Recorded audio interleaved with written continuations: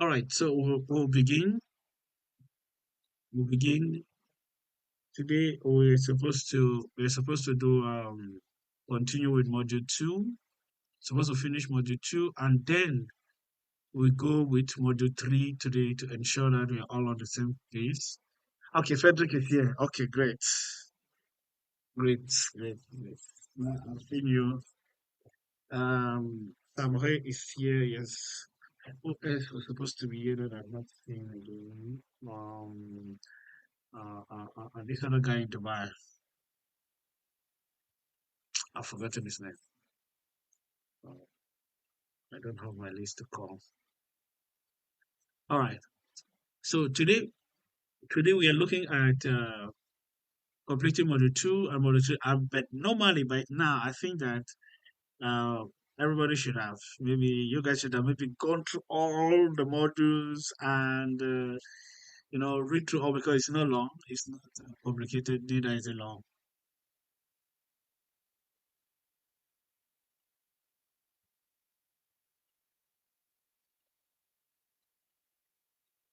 So for that, we'll just go gradually.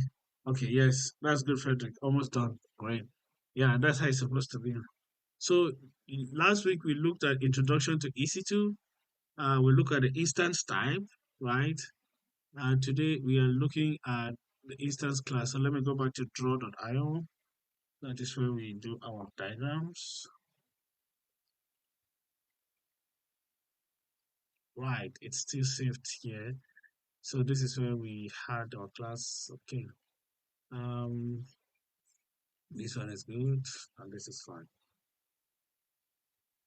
So we looked at the different instance type, right? And we also saw how to actually choose an instance type. We talked about the instance type has to be what? It has to be based on your workload, right? So there are different classes, there are different families, and so on. So today we'll continue to look at the EC2 pricing, right? How it costs, the different pricing models. Now, why is it important to understand the different pricing model for EC2?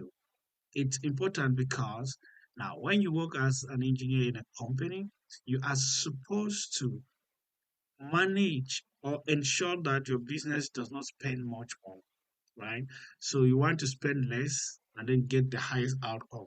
So understanding the different pricing models will enable you to actually uh, have your solution not just for function or performance, but also for the cost optimization because we don't want to we don't you don't want to cost much more than you are getting in. So for this now, AWS has designed different pricing models and then for different use cases. So we'll look at the EC2 pricing model. Now we have different EC2 pricing. We have the different type in which we're provisioning the instances. So the different categories gives you the different pricing for each category. So you have the on-demand instances, you have the reserve instances, you have the EC2 saving plan, you have the spot instances, and you have the dedicated host. So these are the different categories in which you can create your EC2 instance in, right? So for this case now, each category has its own pricing. Now, so these are the five categories that EC2 stands for under that you should know. Now, when you talk on demand, right? On demand is simply pay as you go. So you're using it as you're going. So if you don't use, you don't pay, right? So just the term on demand, you know that this is instances that you're using pay as you go. Maybe you just want to test something. You want it maybe for a few hours or for a few days and all of that. You're using the on demand instance. So for on demand instance, the idea here is for short term, right? You don't want to look for it for a very long time and all of that. So when you have irregular workloads, with this, you have no upfront cost, right? So, which means that you don't pay ahead of time. You only pay for what you have used. Oh, my battery is getting low. Give me another minute.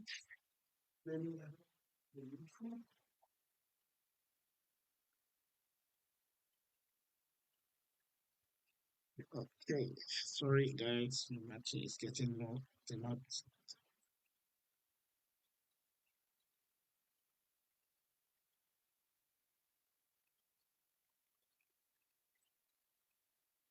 right. So with this now you have the upfront costs, minimum, uh, no upfront cost rather, and then you can start and stop the instance at will, and you only pay for the time in which you compute or you use the instance. So an example for this pricing model is if you're working and then you want to test an application. You want to see how it's going to behave. You want to test how everything works. You don't need to use the instance for a very long time. Maybe within 1, 2 months, you just need to see how it goes. Like what I'm currently doing with my application, the Pocket Lawyer application. So what I'm currently doing with it is simply now it's under the MVP where I'm testing the application to see how people react to it and all of that, right? So I'm using an on-demand instance because I just want to use it temporarily for 1, 2 months to see how it works. So that is when you choose to run your instance on demand. It's quite expensive because you pay per hour, right? Now, the next category of pricing is the reserved instance. So from the name, it will just tell you that it's you can actually define it, right? So the reserve instance are instances that you reserve them for a period of 1 year or 3 years, right? So you can either reserve it ahead of time, just like you want to go to a hotel or book a hotel, whatever, or book a flight for a particular date. What happens? You need to pay, you reserve it, right? So reserve instance is coming, um, ensure that you can provision the instance or reserve it for a period of 1 to 3 years. Now, 1 or 3 years, there's no 2 years in between. So you either reserve it for 1 year or you reserve it for 3 years. So if you've tested with on-demand instances and everything works very well, then you can now literally say that, okay, this is what I want. I've understood my instance capacity. I've understood how the application runs. Okay, this is the type of instance that I want to use. And now I want to save on costs because on-demand instance is expensive. Reserve instances, you're saving, you save what you pay for 1 year upfront, you're saving. So with that now you can decide now to have a reserve instance because you already know that you're going to need the instance for a long period of time. So instead of paying as you go, you can just reserve it for a period of 1 year, and then you will um, it will have to save you costs like that. So you can actually choose to pay upfront or to pay after usage, but it's actually a reserved instance. All right. So for the standard option, it's a good fit for EC2 types that you need steady state application in which AWS region you plan to run them, right? So for instance type, for example, you want M5 large, for which is a Linux operating system, default tenancy. You can now specify all of these for your standard reserve instance. Now, for convertible reserve instance, it comes in when you are using your instances in different availability zones and in different types. So for this, you can use all for the standard reserve instance. You're talking about only one instant type, just one. If you're using T2, it's T2. If you're using T3, it's T3. But for convertible, it means that you can use T2 here, then in a different availability zone, you're using M5, right? And in a different availability zone, you are using maybe R6, right? So you're using different ones and you can switch between one instance to another. So that is the convertible reserve instance. So you can literally convert it or use different instance type within the reserve instance.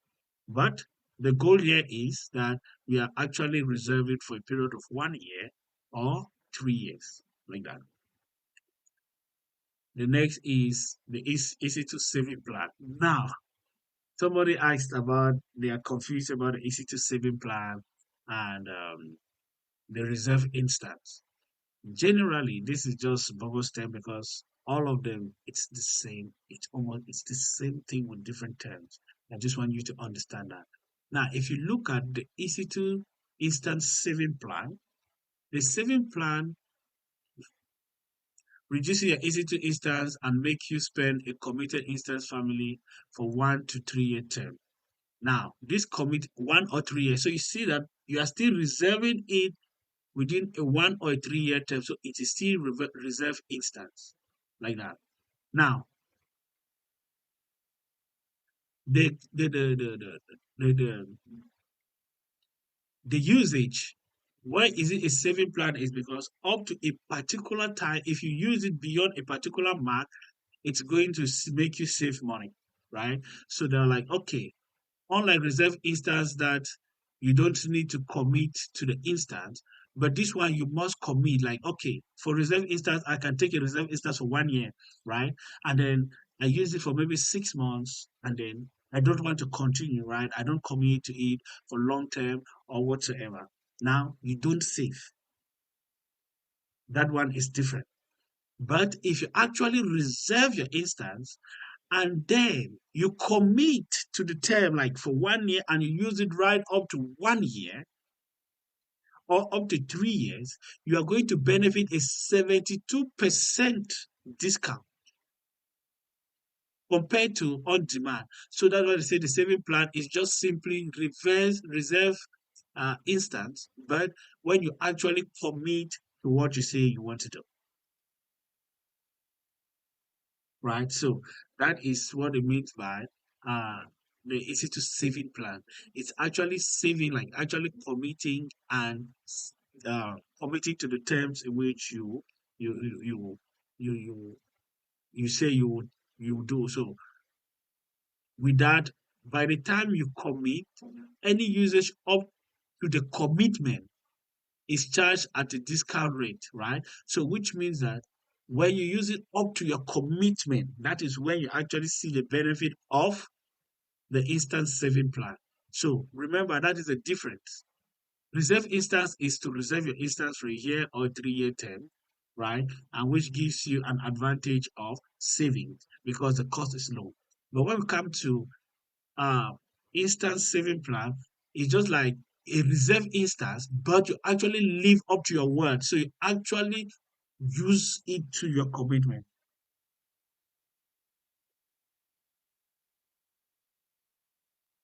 Is my camera blurred?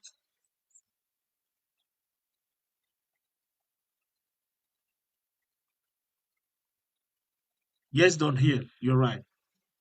Is my camera okay now? Somebody said my camera is it's blurred. Okay.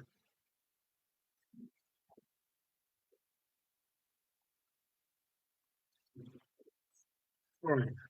So don't hear, you get it right. So when you say you are committing and then you don't cancel, then you are literally committing to that, and then so that you ignite the EC2 saving plan. So I just want you to know that. So that's the difference. So you see that it's literally the same thing, but that's why I say you should not confuse with this. It's literally the same thing, but the fact is they want you to engage with your commitment. So if you say you're going to do this, you should be able to do it like that. All right. And then the next one is the spot instance. This is my preferable. This is the cheapest instance, right? But the riskiest. Now, spot, like spot, like dot. They're taking it, they're giving it back, right? So spot instances are ideal for flexible workload and all of that. But what is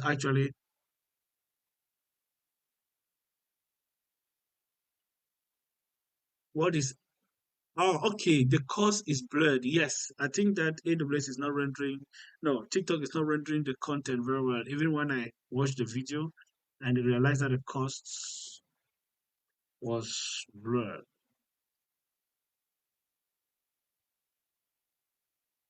So you should open the course on your end and then you have it. better.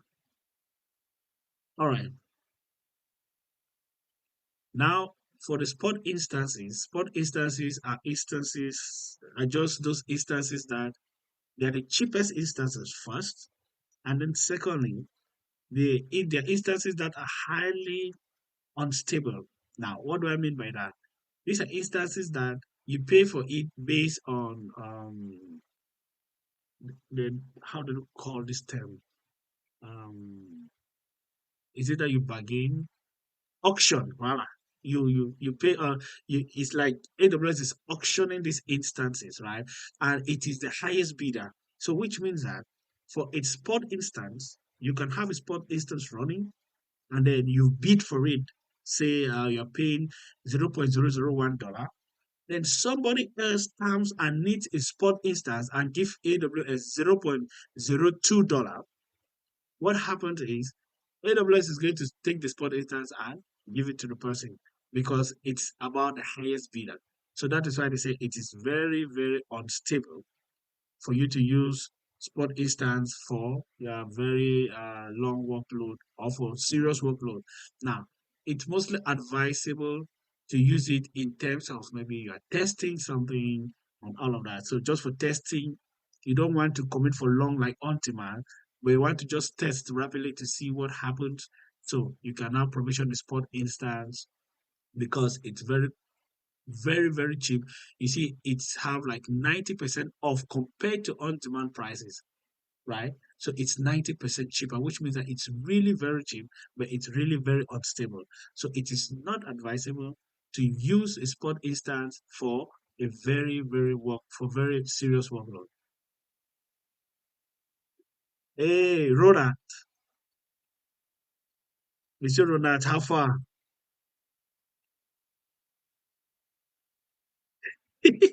No, he say I see machine kululu.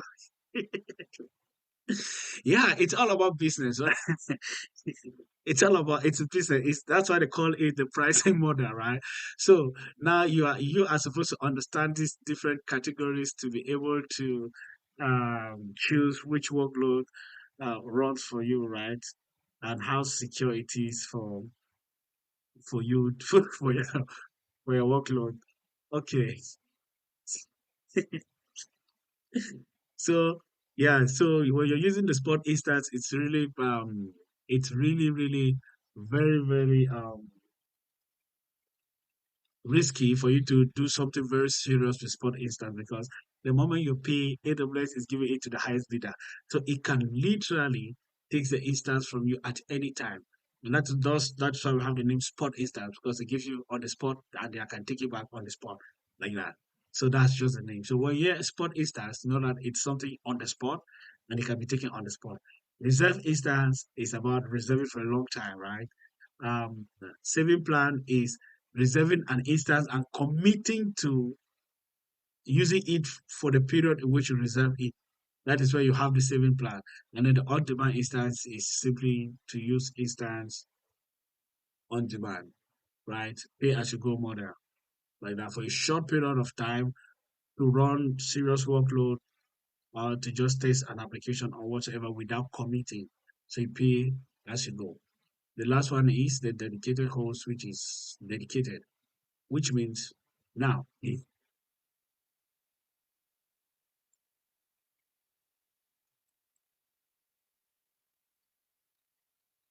let's go back to the data center image.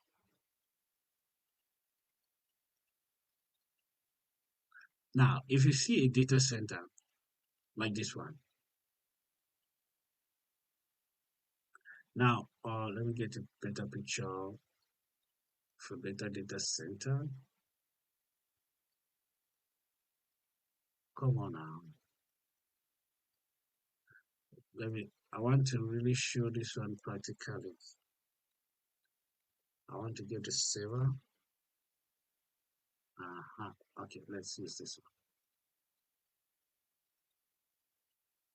one. No. Okay, this one is perfect. Now, if you see this guy, if you look at this, is a typical data center, right? Let me zoom it so that we see it very well. Now, each computer here is a server, right? Each computer on the line, all of these, like each one of it is a server. So a data center is made up of this server. So they are put in a rack. This is a rack. This container carrier they call it a rack. So they put each server on a rack, and all of them are connected together, right? So they call them a host. So if you're working now with, I want to explain the dedicated host. Now, a dedicated host is when we talk about an EC2 instance, it means that AWS is taking like one server and it can share it for 5, 10 people, right? It does what we call visualization, and then it sells you like it will distribute one server, one particular server, like 10 people will use the same server, but it will split it in different virtual machines like that. Just like you have your computer and they have two, you can have two operating systems running on your computer or three operating systems. So you see that you have one physical computer, we have multiple operating systems running on the same physical computer like that. So that is a host. Now, when we talk about dedicated host, it means that you're telling AWS that you see this particular server, this one server on its own. I don't want to share it with anybody. I want the entire server for me, for myself. That is what it means by a dedicated host, like that. So in this case, we are saying a dedicated host, we're telling AWS like kick everybody out of this particular machine, kick everybody out of this particular machine and give it to me entirely. So with that, the pricing is steep and it is for high secure workload. Like people who mostly use this are people who are working like in the defense, in the military, like the government and all of those things. It's very, very expensive, and this is the most expensive model, right? And you don't just propose it like that for anybody. So you see that a dedicated host are physical servers with EC2 instance capacity that is fully dedicated to your use. So you're telling AWS that I want the whole physical server for myself. That is what it means by dedicated host. Like you don't want to share an apartment. Well, like good. I want the whole apartment to myself. While that is it, Sam Ray. Sam's Ray. Yeah. So you want the whole apartment to yourself. While like in Dubai, we know, oh, we are living in best places. I want the entire room for myself. And all of that. So you get the point. So these other ones, they are like in best place, best place. I'm sorry, guys, but that is our reality, right? So these other ones are like in best space kind of stuff, but this guy is dedicated. Either it's a partition or like the entire room on his own, like that. So yeah, your money will finish, right? So yeah, so you get it. So that's just the price. That's just the pricing plan for this. All right. So if you're going for knowledge check now, you guys are answering knowledge check for this. They say which EC2 pricing option provides a discount when you specify a number of EC2 instances to run on a specific operating system, instance family size tenancy in one region. Which one? A, B, C. A is convertible reserve instance. Um, B is EC2 saving plan. C is spot instance. D is standard reserve instance. Which one is the right answer?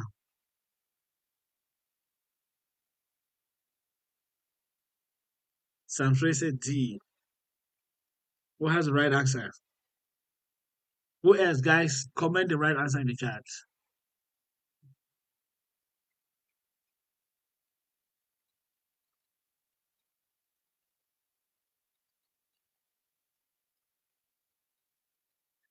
Did you ever study this? Come on, guys. Let's go. Right answer. A. Convertible reserve instance. B. EC2 instance saving plan. C. Spot instance. Not here. Are you sleeping? Not here. They say which Amazon EC2 pricing options provide a discount when when you specify a number of instances to run on a specific operating system, instance family size tenancy in one region. So, which is the correct one? Samray says D. Who has a different answer?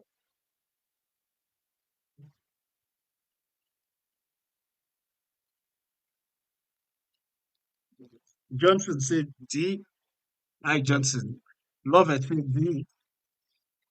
Frederick said D. Okay, great. Let's go through it together. Sorry, I have some things that are disturbing my life. Okay, so I'll take D and submit. Okay, correct.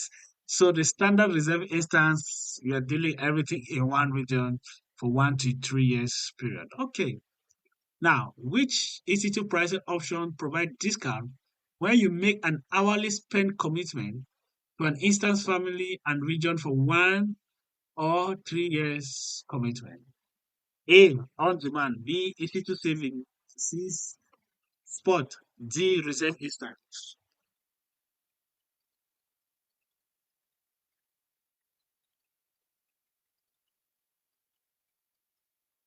Which one is X coming? D. Somebody said D. Kobe said D. Samuel said B. Nobody said D.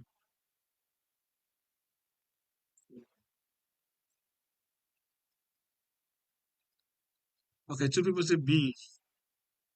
Okay, let's get this. Frederick said B. Majority says B. Um, they also said D. So how many D do we have? We have one, two, three. B is one, two, three, four. Okay, we have four B. So majority is B. Like that. Now, I want to first of all show you the point. If you see spend commitment is a saving plan. So the answer is B. When you see spend commitment for 1 to 2, remember reserve instance you are reserving, right? But they talk about the spend commitment, you are committing to the spending for that period hourly. So you're 70%. So the answer is B. Okay, that's the last. I'll go to auto scaling. So that's good, guys. Auto scaling part one.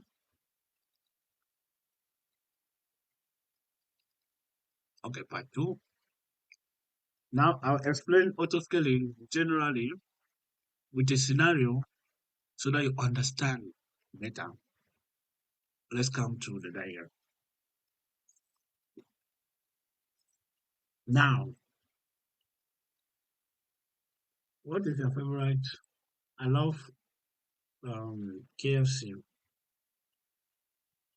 I love KFC. I love I love KFC more than pizza. First, we want to talk about auto scaling. Excuse me, guys. Let me take water.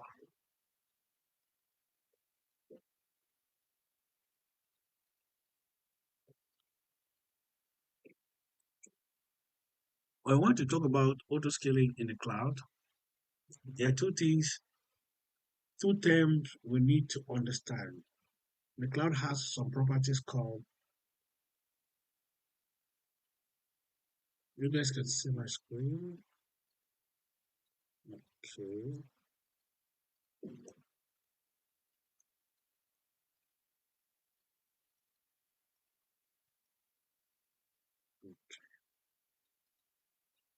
I'll manage with this one.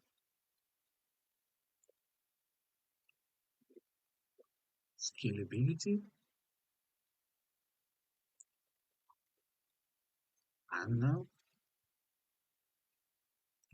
elasticity. This is one of the major characteristics of the cloud, scalability and elasticity. So, for you to understand EC2 scaling, you need to understand the definition of these terms, scalability and elasticity. Now, when they say something is scalable, right? Scaling means that it has the ability to grow in size, right? So it has the ability to grow in size. That is scalability. Now, elasticity means that the thing has the ability to grow in size and come back to its original position or and reduce in size. So when it can increase and reduce in size, that is elasticity. So scalability is just about growing in size, and elasticity is about increasing and reducing in size. That is a total like a rubber. When you take a rubber, you pull it, it will open, and then if you allow it, it comes back to its original position. That is why I say a rubber is elastic in nature, right? Because it can expand and it can contract. Now, but if you take a rubber and it goes through its breaking point, it will expand, but it will not contract, right? So let's look at scalability here. Easy to scaling. Now, I wanted to use KFC because I love KFC. Now, or a bank, anything. I just want to have a normal idea. We use a normal idea first. So when KFC came, like a restaurant, when you start a business, you start one restaurant, right? Um, or a bank, you open one bank. Now, you notice that your business is booming. People are literally enjoying your food. So the word of mouth has gone. Now you have too much traffic. People are lining up. You know those mommy put when they say this woman is cooking puff puff and beans. Everybody is lining up for a very long line. They are even watching their plates to eat, right? So this one is overcrowded. Now, what happens is because of the too much crowd, probably the staffs are working around the clock and they're tired. We now see that KFC decided to open another branch. Now you see that the traffic now will split. So people that were coming from Komboni and Kwakwa will no longer come again to Boya. So when KFC has split, it has expanded and opened another branch. Now, it is opening another branch because of the fact that it has too much customer for one branch. Now, opening another branch, it has scaled out so that the population will reduce here, and so people now will be going to this other KFC, right? Again,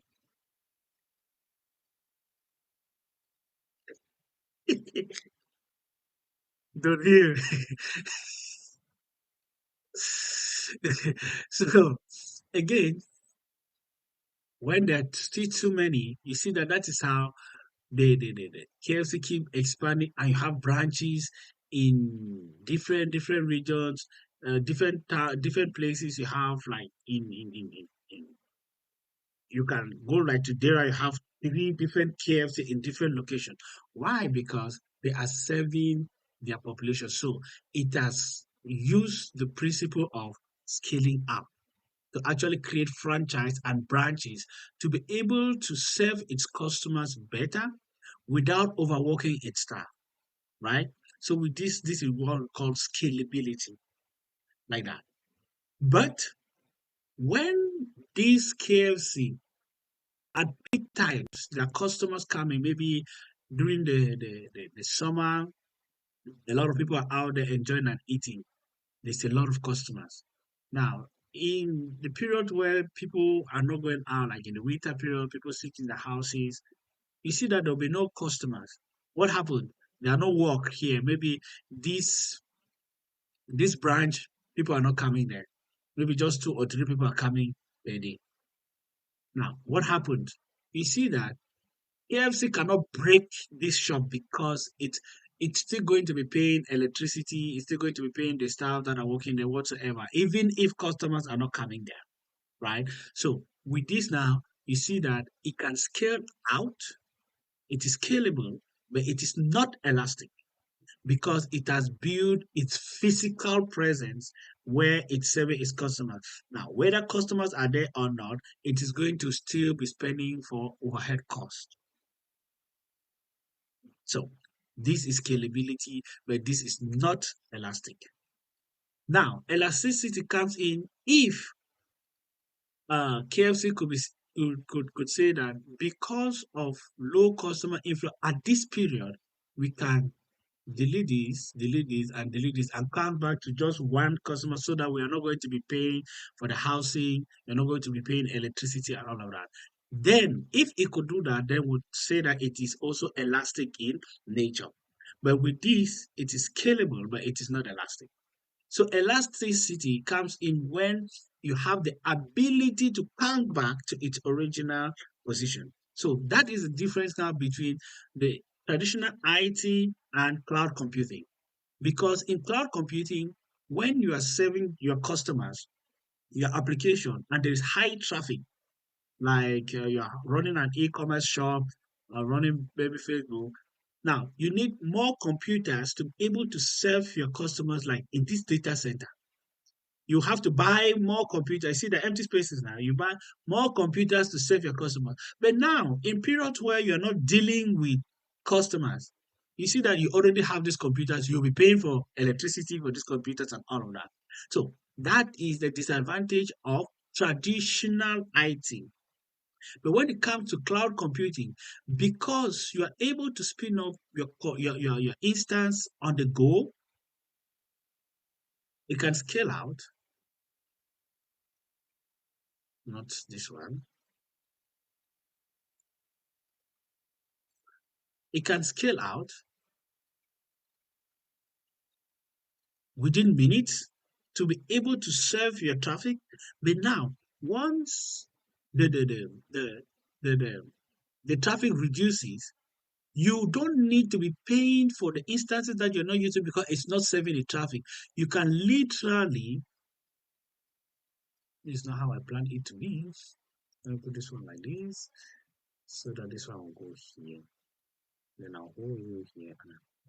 It's not going as I wanted. Sorry. All right, but you can literally goes back to its original position, and you say that, oh, I want only one instant because there's no traffic, and so you only pay for what you use. So this particular feature, that is what makes cloud computing one of the makes the cloud much more attractive to businesses because of its ability to scale out and to come back to its original position when there's no traffic, thereby reducing cost. You are no longer paying for the extra computers because you are not using them. So EC2 scaling now comes in as a particular function or a service within EC2, which enables you to automatically scale your EC2 instances when there is high traffic or to serve your workload, and then automatically because you are not touching it, right, it automatically uh scale back in. So it scales out and scales back in when they are not, when it's not serving a lot of people. So if you're running just like Amazon on Black Friday or noon on a Black Friday, you know that when Black Friday is coming, there's a lot of traffic. A lot of people want to go because there's promotions, there is this, there is that. So EC2 will automatically open its wings like that, and then it will create multiple instances to be able to serve the population on Good Friday, on Black Friday, or um, I recall the other sales period Monday. Now, but when Black Friday is finished and those promotions have ended, you will not be able to see all those traffics again. All those high demand people coming to the website all the time to come and check for product. What happened? All those extra provision instances will now be deleted automatically, right? And then it will come back to its original position. So that is what is referred to as auto scaling. Now, that's why you hear the word auto scaling because it scales automatically. So you provision it and then it will scale out to serve your traffic, to serve the rise in traffic, and then scale in to to to to to serve to reduce costs when the traffic has reduced, like that. So there are different ways in which you can do it. So you see here, it involves you begin only with the resources you need and design with the architecture, right? Now, it automatically responds to changing in demand by scaling out or scaling in. As a result, you pay only for the resources you use. So you don't worry about lack of compute capacity to meet your customers' need. So that you don't worry about because it's done for you automatically. Hi, Van Patrick. I was looking for you ever since. That was your name, I forgot. So if you want the scaling process to happen automatically with AWS, which service would you use? So AWS has the service called auto scaling, which is the service responsible to make your workload or to make your EC2 instance scale automatically, right? To handle the workload and then to scale in if the workload has dropped, like that. To handle increase in workload if the workload has dropped as well. So, like this, if you see unused capacity, if Sunday, this, Monday, Tuesday, if you have high demand on Wednesday, it's going to scale automatically. Thursday, Friday, and then Saturday, like that. So it manage uh, it handles all of these traffic automatically. Now, so this is an example of an auto scaling in cloud computing. The pragmatic way, you provision two minimum instances, you want one, you desire two, then scale as needed, right? So you can say, okay, I don't want more than 10 instances for auto scaling, right? So you're going to tell the service like um, the maximum capacity, the minimum capacity, then the desired capacity.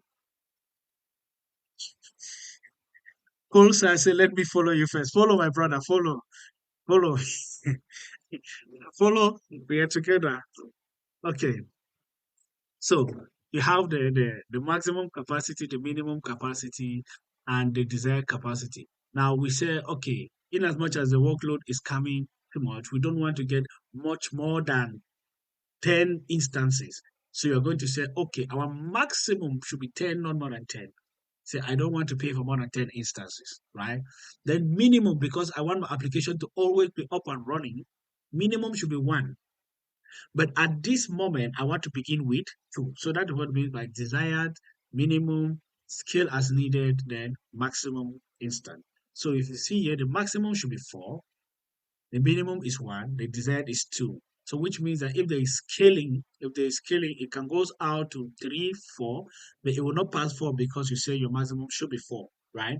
Then if there is no traffic, it's going to come back in one, two, like that. So that's how auto scaling works generally. Um, I can point to show you how the auto scaling works. It needs a little bit of configuration that will uh, for now you might have done a little bit of advance. Like we could do that on a later time. If we do it now practically, I think it's going to be too much information for the others that are following up because it needs a lot of configuration. With I need to explain the configuration files because you need to design a blueprint and all of that, all of that. So that is how auto scaling works generally, like that. Now, another question is when you have scaled to one, two, three instances, or four instances like that. Now, this is traffic. It's not like um, your location that you stay. This is internet, right? Your location that you stay. So, how do you? Because generally, when somebody is clicking on your website, let me be using my website. Let me be advertising my website. Well, it's Pocket Lawyer. Will come in. Pocket Lawyer. Am I spelling it correctly? Yeah. Nope. Not. Yes. All those Cameroonians that are on this live should go and Pocket Lawyer. Now, each time I've just hit Pocket Lawyer, it's going to send a traffic to the website, right? It's going to send the traffic to the website Pocket Lawyer. If it's screw, each time you refresh, it's sending traffic. Now you have multiple instances. It has scaled because of too much traffic. It has monitored and see that too much traffic is coming. It has scaled up. But how are this traffic distributed? Yeah. How do you know that a traffic will come here A, will come here B, will come here C, D? Because if it is not distributed evenly, it's still going to overwork one particular instance. Like, oh, the traffic could be coming only to this particular instance, even though we have created this one, and this one, right? So we need another system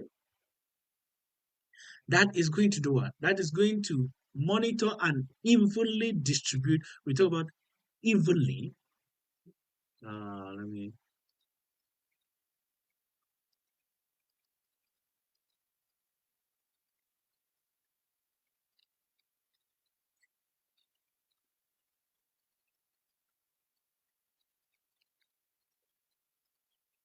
no result. Why is this in French again? It's okay. It does not want to give me what I want. How do you call load balancer in French? Anyway, it's okay. I'll manage. So if this comes, we have auto scale and then the traffic is coming, but we want that the traffic should be distributed evenly so that we don't overwork one particular section. AWS has another service called a load balancer, right? Now, a load balancer is simply a service that is responsible to evenly distribute load or traffic across multiple instances, which means that if person one hit is an actor. So if actor one hits for the first time, it's going to go to the first KFC. Actor two comes and he hits again. Normally, by default, it can still go to this KFC. So we want a situation where it's going to distribute it to this, and then if this guy hit again, instead of going, it should go to this, and if this guy hit again, it should go to this guy. So which means that for the first time, it will go to the first one. Second time, it go to the second. Third one, it go to the third. Fourth one, it will go to the fourth. So that is even distribution, like that. So this even distribution, the service that is responsible for this is called a load balancer, right? There are different types of load balancer. You have the application load balancer, network load balancer, and the gateway load balancer. That one is discussion for another day. So a load balancer is simply responsible. Let me put it in.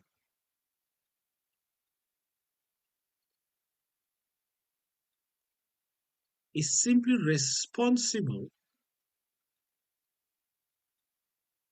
like that. Okay.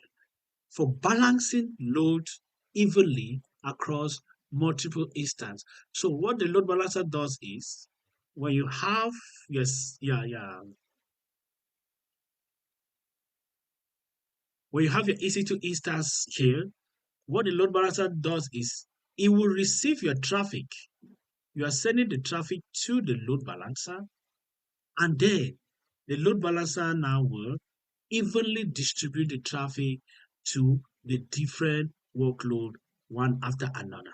So that is the job of the load balancer. It evenly distributes traffic to different workloads like that. So this will be your load balancer, LB. It can be application load balancer like that.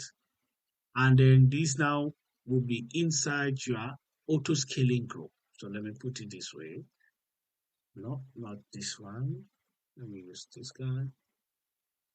So this now will be your auto scaling group because it's a group.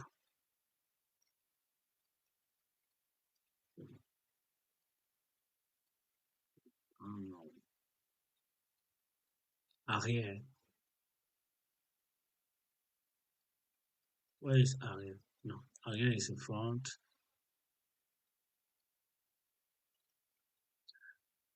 Oh, Kingsley. This is fresh dealing with me, and I'm in front.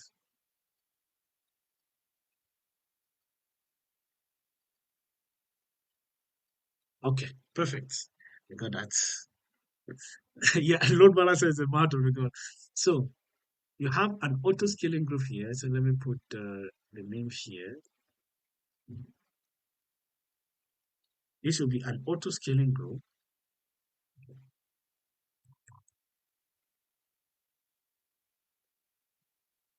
So the auto scaling group is responsible to scale your workload, and the load balancer is responsible to distribute the workload evenly across multiple instances. So that is how the whole scenario is. Yeah, it's okay. We are learning English. I've already drawn the diagram, so thank you for translating. So this is how a load balancer works, and this is how the auto scaling works. So if you come back now to this course, we're going to see now that after we've auto scale our EC2 instance to multiple EC2 instances, we now need to do what? Directing traffic with elastic load balancer. Like that. So if you go down now, you'll see that the elastic load balancer is a service that automatically distributes incoming application traffic across multiple resources, such as instances, like that, right? So a load balancer acts as a single point of contact for all incoming traffic to your auto scaling group. So this means that as you add or remove EC2 instances in response to the amount of traffic, this requires routes to the load balancer first. Okay, so just as I've demonstrated here. So the load balancer now comes as an intermediary between what? The auto scaling group. So the auto scaling group is responsible for adding and removing instances, while your load balancer is responsible for distributing the traffic and it serves as a single point of entry. So it receives all the traffic, then it turns and distributes it accordingly, like that. So, okay, great. So you see, this is an example of a load balancer, just what I've demonstrated now. So for within low period, you have just an auto scaling group with two instances, right? One, two. Your load balancer is here. It will receive your traffic. How did I draw this? Like I knew this is what is going to happen anyway. So this load balancer receive and it distributes the traffic. Now, once your traffic increases, your auto scaling group will also increase the number of EC2 instances, while your load balancer will also do what? Improve on distributing the traffic. But you see that you have just one entry point, which is the load elastic load balancer endpoint. Yeah, thank you. We're done here. So that is how the load balancer works, and that's how auto scaling works. So that's auto scaling for low period, how it balances load. So if you see, AWS has a way of naming its services based on what they do, right? So if you look at the name auto scaling group, it is responsible for automatically scaling the EC2 instances. Load balancer, elastic load balancer, it is responsible for evenly balancing the load or distributing traffic across multiple EC2 instances or multiple resources. Like that. So that is how it works. At this point, do we have any question so far? Any doubt? So let's clear the doubt up.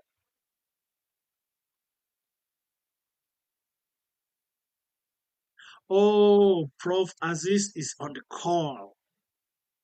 That is the CTO of Previous Learning. Aziz, how far?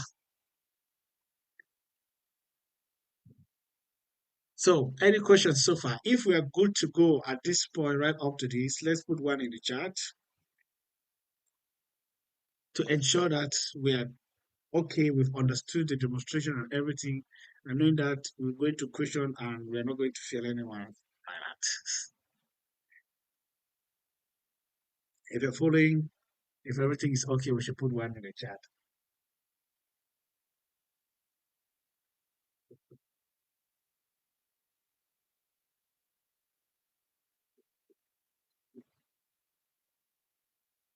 Don't, don't hear any question. Don't hear. Somebody is asking any questions. You might have a question. Yes, go ahead. Let me bring you up if you have a question now so that you can ask the question. Maybe we can have that intervention and then we talk about it. Let me invite on here. Yes. Greetings, Case Man. Welcome to my life.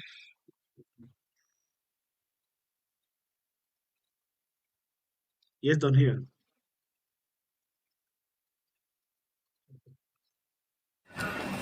Oh, Yeah, Kendo Francis, my brother. Oh, come on now. You guys are Kendo.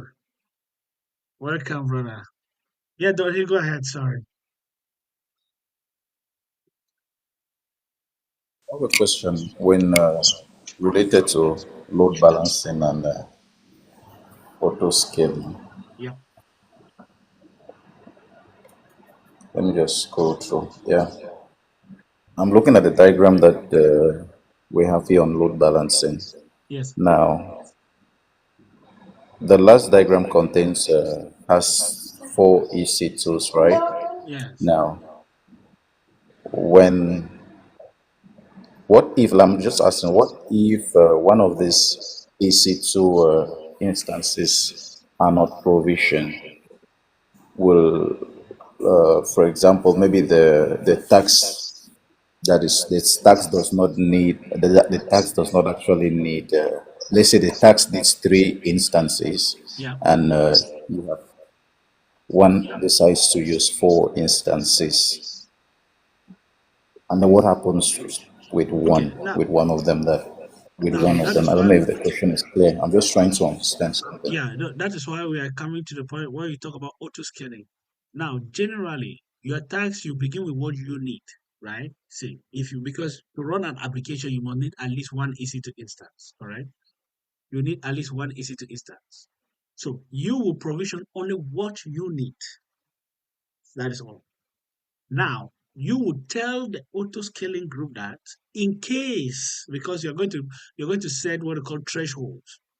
We've we'll go for a more practical hands-on, which is not at the level of this class. You're going to see what it call. We will set the threshold, where that is where it will count back to this point of you have your desired, because what do you desire to run your application? If you desire to, it's fine. Now, what is the threshold? What are you monitoring? Because you can, there are different thresholds, right? You want to maybe say when there's increase in network traffic, when there's increase in CPU utilization, like if the computer is working like it's like overloading for like maybe 70%, you know that it might crash the AC to instance. There are different reasons which you can auto scale, right? At a greater um, uh, at the greater point, the different reasons. It could be network traffic, it could be CPU utilization, it could be memory usage. All of these are the threshold. So you will set the threshold, and then you tell the auto scaling, okay, see, this is what you monitor because it's monitoring. That's why the name auto scaling. You set it once, and then you allow it. So it monitors. Now, if your traffic reduces to three, it, it will automatically delete the fourth one and allow three, right? If the traffic has reduced and you need only two, it will automatically delete the third one and allow only two. Now, if the traffic increases based on the threshold, because it's monitoring it for you, it will automatically create the third and the fourth. You have nothing to do. That is why we talk about the term auto scaling, because it does that automatically. So that is the advantage that this cloud computing have over traditional IT, because over traditional IT, you will be the one to go and buy the third computer, the full server to come and configure, right? You'll be the one to do everything. But with cloud computing, you are not buying, you are not provisioning, it does it for you automatically, like that. And so these characteristics comes to satisfy fault tolerance, like that. So I don't know if it has satisfied your question that you asked. Then why your auto scaling group is monitoring and automatically increasing and deleting the EC2 instances. Your load balancer too is also monitoring the auto scaling, because once an instance is created, say the feed instance is created, a message will be sent to a load balancer that a new instance has been created. So it's now going to start sending traffic to that new instance. Once it's deleted, a message will be sent to the load balancer. It's going to say, okay, these instances have been deleted, so don't send traffic to that location. Then it's going to now not send traffic to that particular location again. Like that. All right, great. So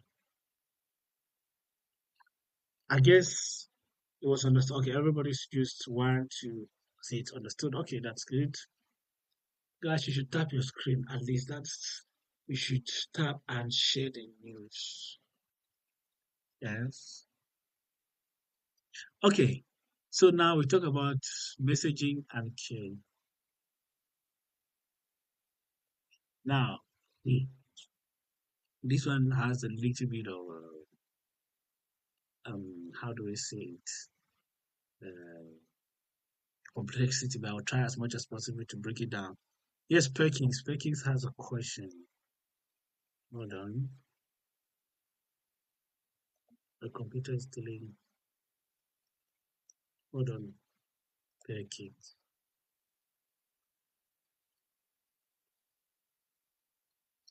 Where are you? Perkins, I'm not seeing you here to invite. Refresh. Let me refresh the list. Perkins, send a request if you're there, but I cannot see you here. Or you can type a question in the chat. Okay, you are joining now. Okay, I can see. Hold on, accept. Hello, Prof. Good afternoon. Good afternoon, Perkins. Prof, I wanted to ask that why the elastic load balancer is trying to distribute traffic, does the availability zone matter? Yeah, it depends on availability zone is the location where you keep your workload, right? So if you put Yes, it yes, in Prof. any availability zone, yeah, load balancer will distribute traffic to that particular availability zone if you configure it with the availability zone. So while setting Okay, it up, you're going to define the location where your workload is found. Then it will send traffic to it. okay. Yeah. Okay. Also, if it is routing traffic to an availability zone and it discovers that servers in that availability zone are already full, what will it do at that instance? It will route traffic to the next to the um if there is easy to easy in a different availability zone, it's going to send to the next availability zone, right? Now it's going to send traffic. It will be not that it's full, but I talk about even distribution, which means that it will give 1 1 1 1 1, then come back 2 2 2 2 2, then come back 3 3 3 3 3. You understand? So it Oh, does the okay. traffic even distribution, not that if it's full. No, it doesn't get full. It's the auto scaling group that is monitoring to create more instances. The load balancer is just to distribute load, but evenly, Okay. It's like that. understood, Prof. Thank you so Yes. much.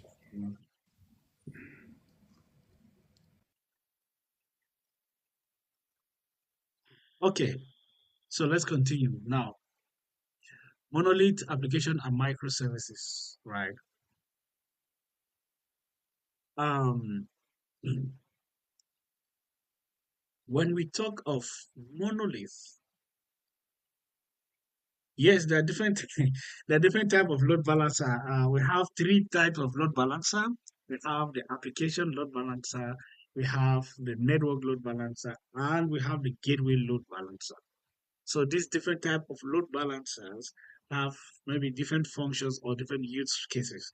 It is not within your scope. Let me see. Do we have it as a topic? No, it's not within the scope of this class to learn the different load balancers. So it's not within the scope of this class. Okay. But yeah, you can read further with the load balancing like that. Okay. So monolith applications and microservices, right? Message queue. So when we talk about message queue and messaging and queuing and notification, we need to understand monolith application. Now, if you go to a monolith application is simply an application that you have all in one, right? All the application is built together. Like you have here the webs on the website we have the shopping, now shopping, right? So we are shopping here. We have authentication.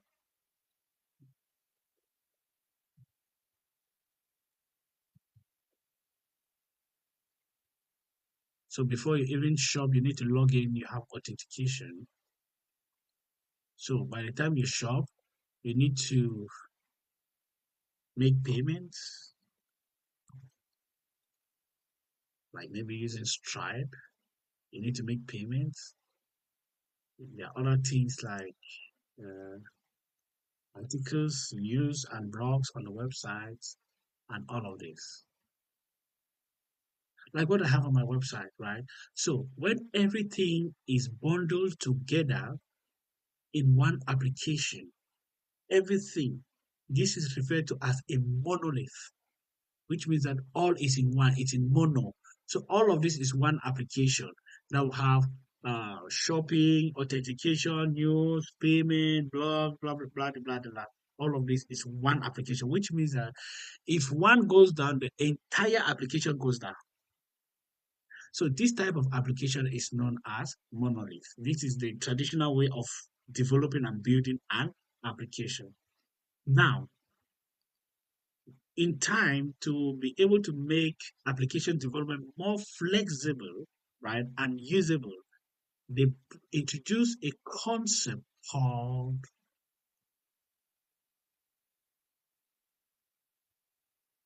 microservices, right? So, which means that this application is breaking down now into different parts called microservices. Now, what do we mean by that? So instead of having the application, the authentication in one, we'll say we have a particular service, a different individual application called authentication. Now, we have another application, individual application called shopping, and another application called news,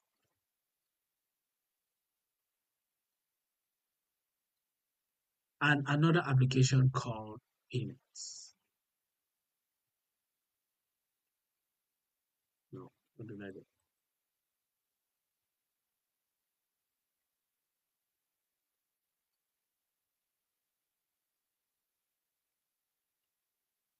Like that. Another application called payments.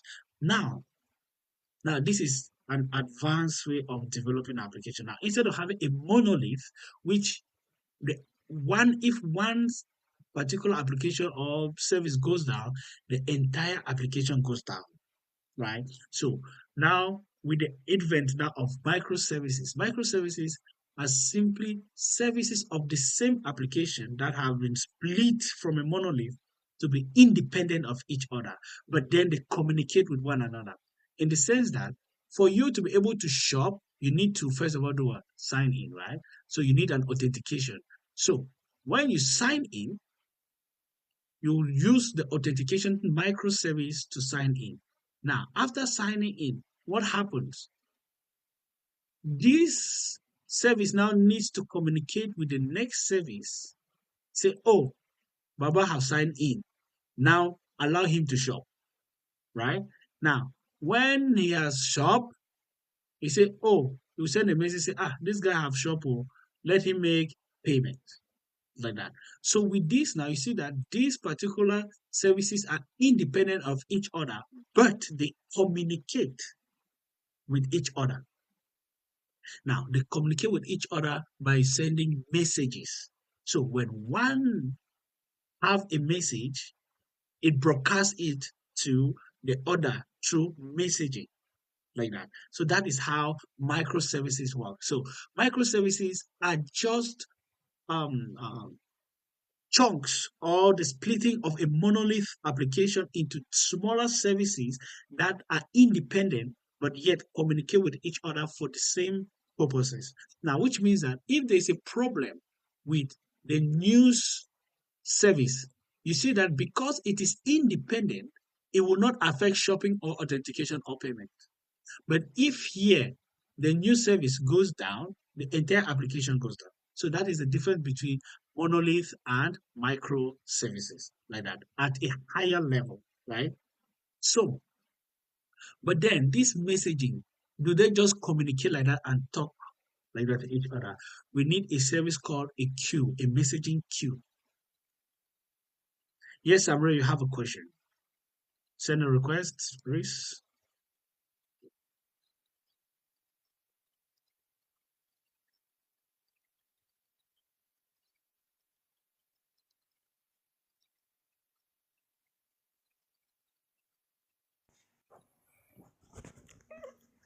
Greetings, Prof.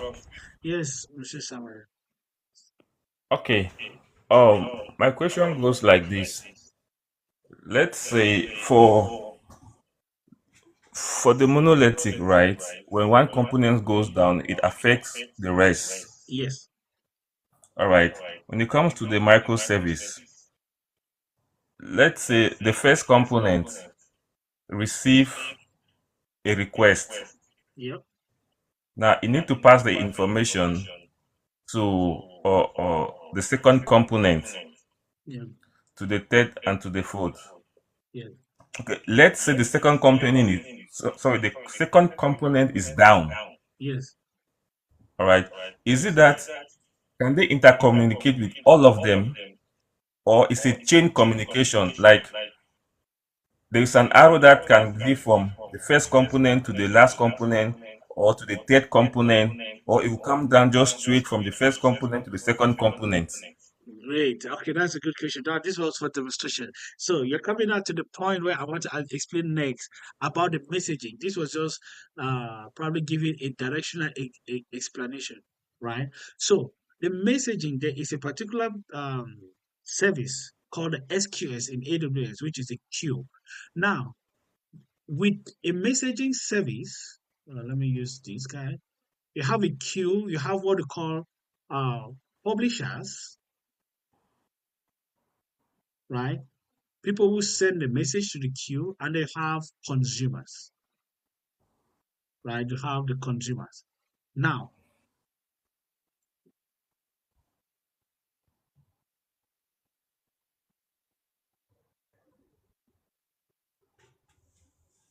like that. Okay. Now, depending on how your application is, right? Now, the authentication can be the one of the publishers. Here will be publisher. Say at this point, it will publish a message.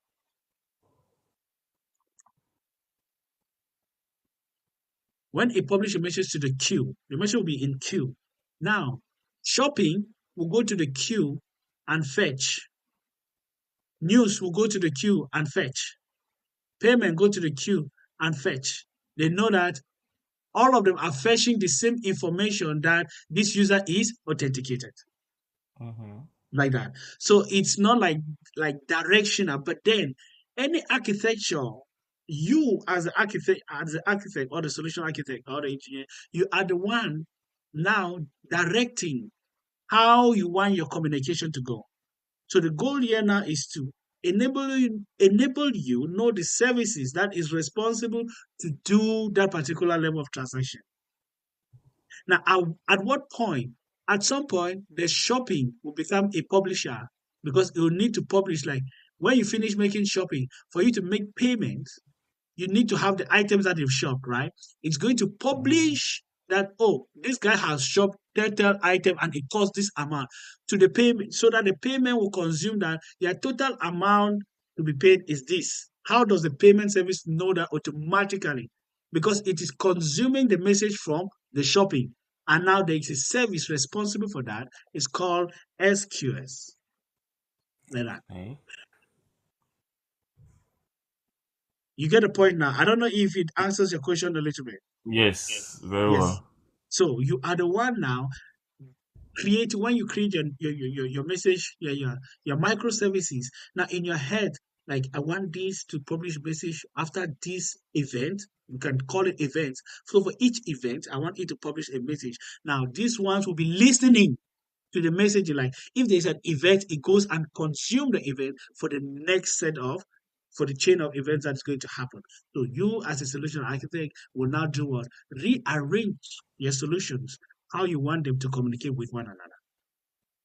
But the Okay. service that is responsible for that messaging is known as the SQS, which is the simple queue service, right? Yes,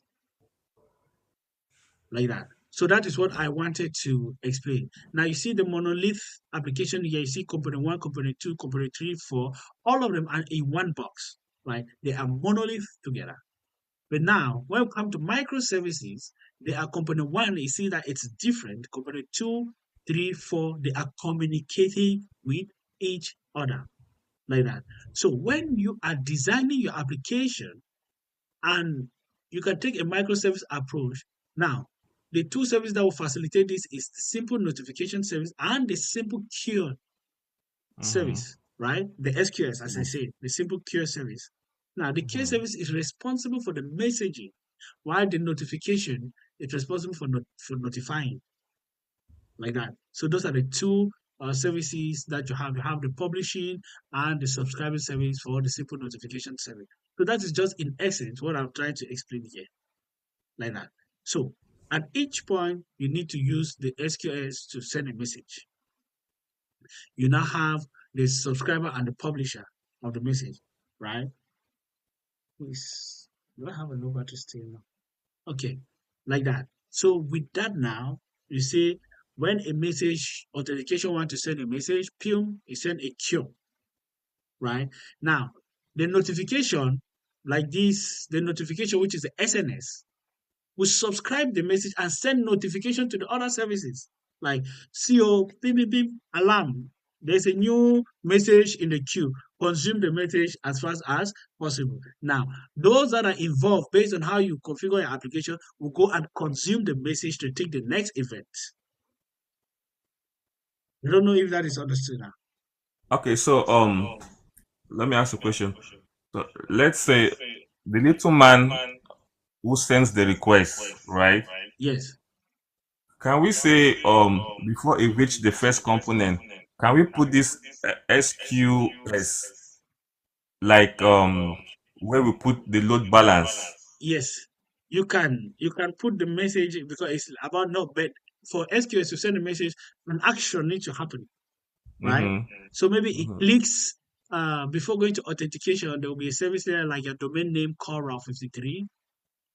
Say Route 53 routes. Let me Route, see if I'm going to see your DNS Route now, which is 53. voila, okay, it's coming. Your DNS name, which is like your domain name, say www.samre.com. There's a service Mm-hmm. that is responsible for that. Now, if you hit Route here, 53. ping, right, it should invoke Mm-hmm. a message in the queue.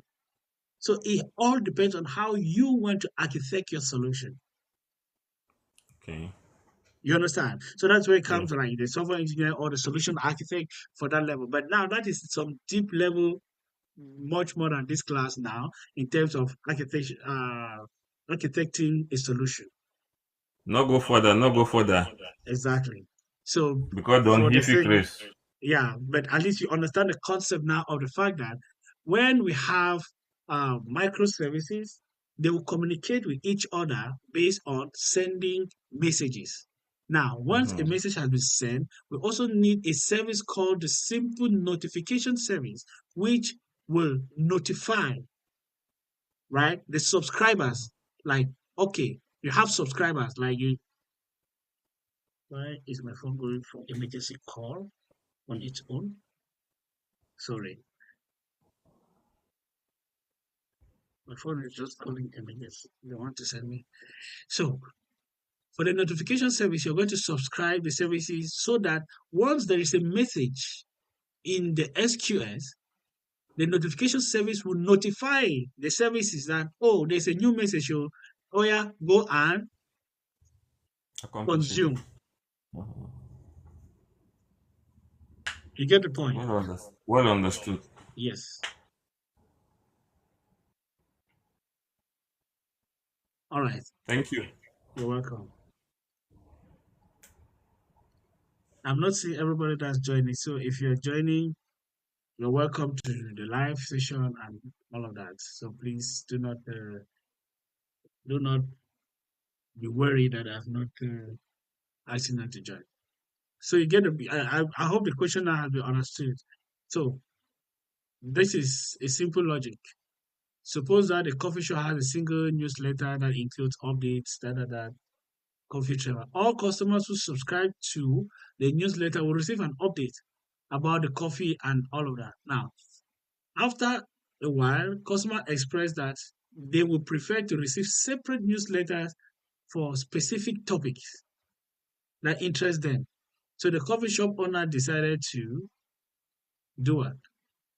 Have a particular notification for coupons, have a particular communication for coffee and new product. So when there's a new product, for those that have subscribed now to coffee and travel, just as we are explaining here, if there is shopping, the person that needs shopping should be what? Payment, right? So payment is subscribed to shopping because payment does not need news. We are not talking about news. So when there's a message, when shopping now has a message, what happens? Notification will notify payment that, oh, we have payment here. So the payment amount, then it will prompt you now to make payment. It will process your payment. And then maybe after that, the next service could be maybe the checkout or the shop, like that. So with that, that's how it works generally. So now, once there is coffee news, a new product, this person is not going to receive that notification because he said, I want only coupons, right? So he's going to receive notification only for coupons, like that. So that is a simple scenario in a restaurant, like that. Now we talk about a queue, which is a messaging. You see that queue is used to send, store, and retrieve messages between software components without losing messages or require other services to be available. Now, in SQS, the application sends message in a queue. So the queue is simply like a waiting, right? So you send the messages, it will wait there. If you don't consume the message, it's going to wait there. The message is not going to be missing. If a service is down, like you said, if a message is sent and a shopping service is down, since it's in the queue, the message is going to remain there. When you receive, you fix this message and it comes back up. So it will not affect the entire application, but only this guy will goes down. Once the guy come back up, it will go back to the queue and fetch the message that was intended to it, like that. And so it will then use the message now and configure and process and do whatever it wants to do with it, like that. So that's how the queue works. The same thing, fulfilling order. The customer sends an order, the cashier received, barista makes coffee. This is just all scenarios which we must have read them to understand it a little bit better. Now let's go to knowledge check to see what happens. What service is the best choice for publishing messages to subscribers? A. Simple queue, auto scaling, simple notification, elastic load balancer. You guys should answer. What is the best service to publish messages to subscribers? A. SQS. B. Auto scaling. C. Simple notification. D. Uh, Load balancer. Though he say A, Frederick says C. I'm waiting for the rest of you guys. Oh yeah, make one answer or I blow on a powder. Moja moja. Mokwa moja. Sorry. Hey, Clovis, how far? Okay, C is leading. It's C. It's C. It's C. Okay, C is leading. C, Kobe. Are you guys sure? C. There's only one A. Don't you do you want to change your mind? Because I said if C is leading. Ah, don't hear change his mind. No. Okay, to C. Okay, everybody says C. Okay.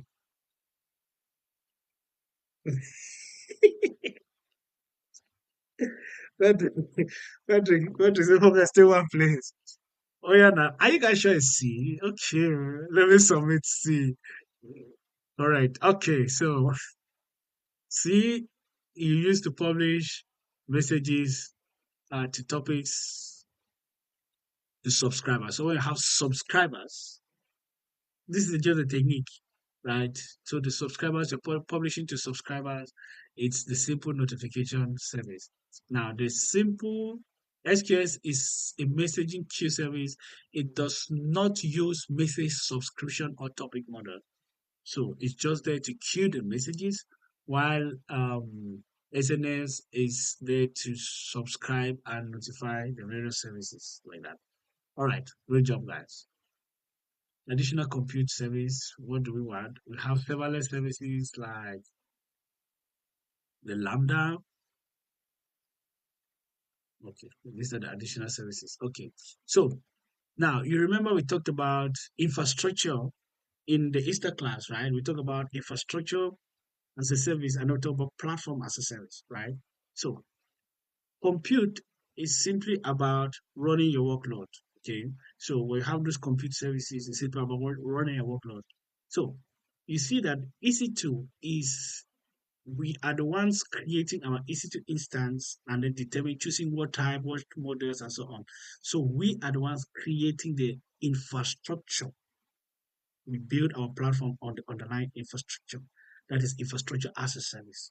Now, if you do not have the manpower in a company to be choosing the EC2 instances, doing this and that, you just need a platform to run your workload. That one is platform as a service. So AWS also offers compute resources that can do the work of an EC2 instance, but you don't need to provision. So it just gives you the platform. So that one it calls it serverless computing. So it does not require a server. EC2 is a server, but then you have serverless computing, which does not really require a server. So you just have your workload. You see, for EC2, you need to provision your instance, then you upload your code, and then you manage the instance, update, or how the application runs, auto scaling, all of those things, you're managing them. But for a serverless computing, you don't care about auto scaling. You don't care about, well, what you do is you just provide your application, your code. So the serverless means that you run your code on the server, but you do not need to provision or manage these servers. So with serverless computing, you focus only on innovating your product, your application. So AWS gives you AWS gives you the platform to run your workload, and then you just concentrate on your application. So there are people who prefers to manage their servers, and then there are people who don't have the time to manage their servers. They prefer serverless computing. So you just go and you put your code, and then you're doing everything that you're doing. So there are services in AWS that let you work or use serverless computing. One is AWS Lambda. So Lambda is a service that lets you run your code without needing to provision or manage servers, right? So with Lambda, you only pay for the compute time that you consume, right? So each time your code is running that is using the Lambda, that is the time that you pay, right? So you don't manage, you don't think about a server, you don't think about installation, you don't think about anything else. Hey, Nico, Alpha Nico. So you don't think about anything else, you just deal with your application generally, like that. So that is how Lambda works. So Lambda is just like um, the the invisible brother of EC2. But then you don't do anything. You just work with your code. You don't worry about any underlying server pricing model, operating system, and all of that. No, you just deal with your code generally. So with Lambda, you upload your code, you set the triggers, how to access the code. The Lambdas run your code when triggered, and then you only pay for the time that you use the Lambda for running the code that Lambda is running in your entire system. So I could show you that real quick, how it works, but it's going to take a little bit of time. So in AWS, you can also build and run containerized applications. Now, containers is another way of packaging your applications with code dependencies and all of that. But that one, oh, there's actually it for you to read. Okay, different compute. So I thought it was not there. Okay, something is wrong with my system. All right. So what are containers? Let's just explain containers. Now, when you are running your application on EC2, right, you see that you run the application on a particular server, on the server, but then your application might be taking a lot of compute resources. It's difficult to move the application from one server to another, maybe from a Windows machine to a Mac operating system or to an Ubuntu operating system. You see that they'll have like different dependencies, because we know generally that if you install, like if I want to run VLC, I always like to use VLC Media Player. Now, if I want to download this, now, I'm using a Windows computer. If I take this particular software, will it run on a MacBook? If I download this Windows, it's not going to run on a MacBook. Why? Because it was built with dependencies to run on a Windows computer, but it's not going to run on a MacBook, right? So you see that if you want to run this same application on a MacBook, it has also been built again with the MacBook dependencies so that it can run on a MacBook. So you see that you are building it in multiple different version of it because you want it to run on different operating systems.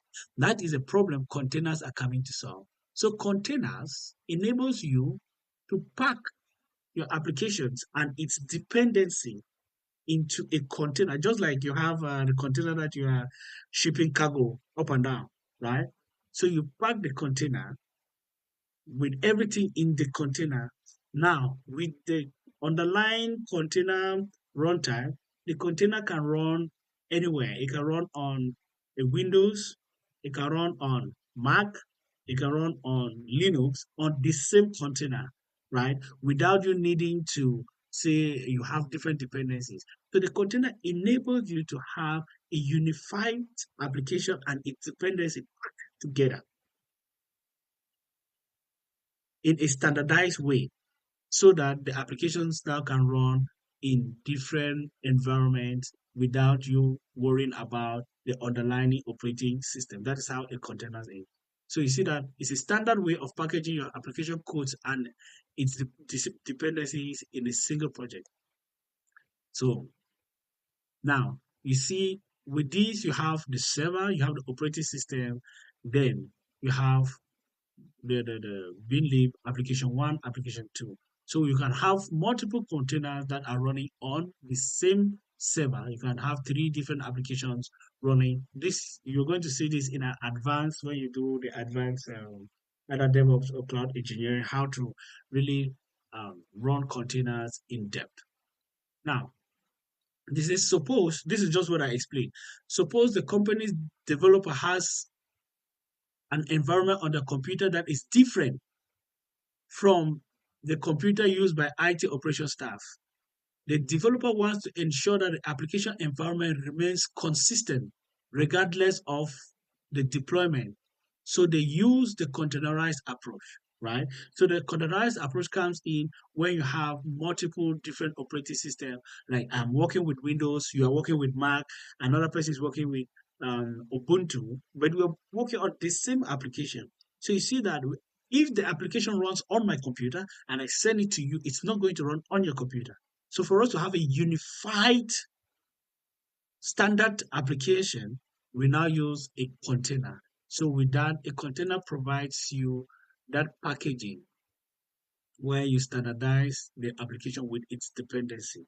Now, AWS has what we call an elastic container service, which is a highly scalable performance container management system that enables you to run containerized application on AWS, which not that you can run your containerized application on an EC2 instance, but then if you use an EC2 instance, you still see that you still need to manage the underlying how do you call it, the servers and all of that, right? So the Elastic Container Service is specialized to run containers in AWS, and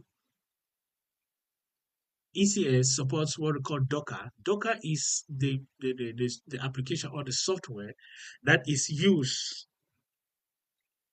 to build a container, right? So the ECS use Docker. So these are other tools that are coming in in in the game. As a DevOps, you're going to learn this in depth how to use Docker to actually build a container from scratch and all of that.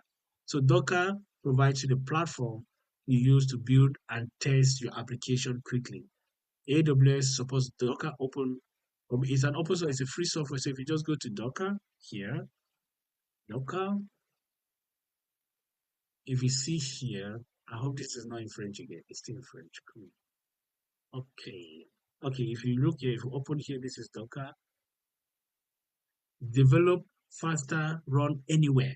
Right? That is their key term.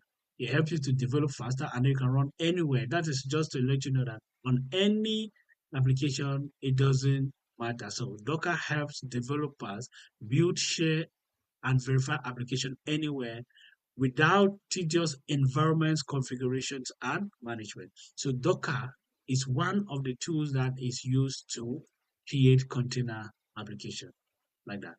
Another service for container application is Kubernetes. So Elastic Kubernetes Service is a fully managed service. It's,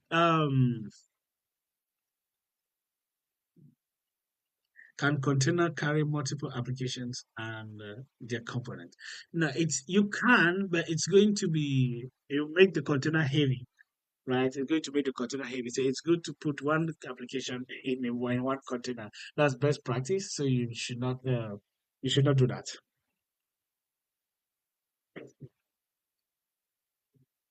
Or rather, a container can run two applications because when you do containers in depth, you see that a container runs with an image, right?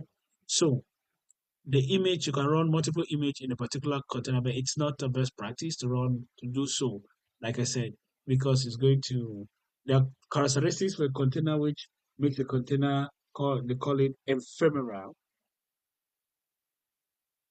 So if the container is it will be crashing, the other things that is going to worry the entire application. So it's not advisable for best practice. But yes, you can run two applications in a single container. Now, we have Elastic Kubernetes Service, which is an open source software that enables you to also deploy and manage application as scale, containerized application as scale, right? So Kubernetes is it's an open source tool that is owned by Google. So Google developed Kubernetes. But for those people who use Kubernetes, AWS has made it possible that you can use Kubernetes in AWS. So their own Kubernetes managed service is called Elastic Kubernetes Service. So it enables you to run Kubernetes in AWS, right? While Elastic Container Service enables you to run containers in AWS. So you need to know the difference. And AWS Fargate is a serverless compute engine for containers. It works with both ECS and EKS. It's a serverless. Now, what do we mean by serverless? Serverless simply means we don't provision, right? AWS provision, we just use. So Fargate is used in conjunction with either ECS or EKS. You cannot just have it on your own. It's not a standalone tool. So you can provision it with ECS or EKS. Now, mind you, you can either use Fargate or you can use EC2 when you're dealing with Kubernetes and ECS. So if you want to go completely serverless and you don't want to manage anything, you deal with AWS Fargate. But if you want to have managed control over the resources like the servers and all of that, then you can now use EC2 like that. With ECS, which is serverless, you only pay for what you use, right? The time you're using, like that. So that's what makes it serverless. You don't worry about updating underlying application operating system. You don't worry about the compute engine. You don't worry about the type of EC2 instance. You don't worry about the pricing model. You don't worry about all of those things. What you do is you just provision and you use for what you can. You pay for what you use. That's all. Thus, the term serverless like that. So, if this is okay, we can give it one in the chat. If you have question, you can ask, and then we'll continue.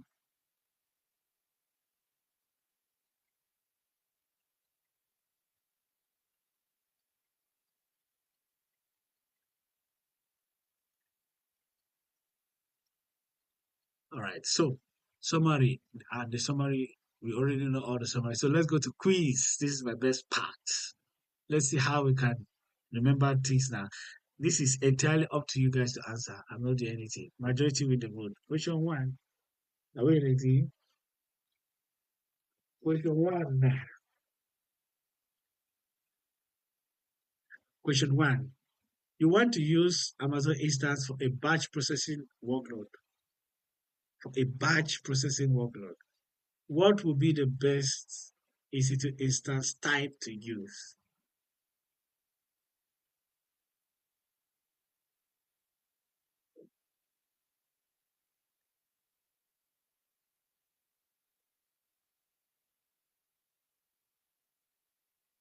Kobe, I do not understand your question.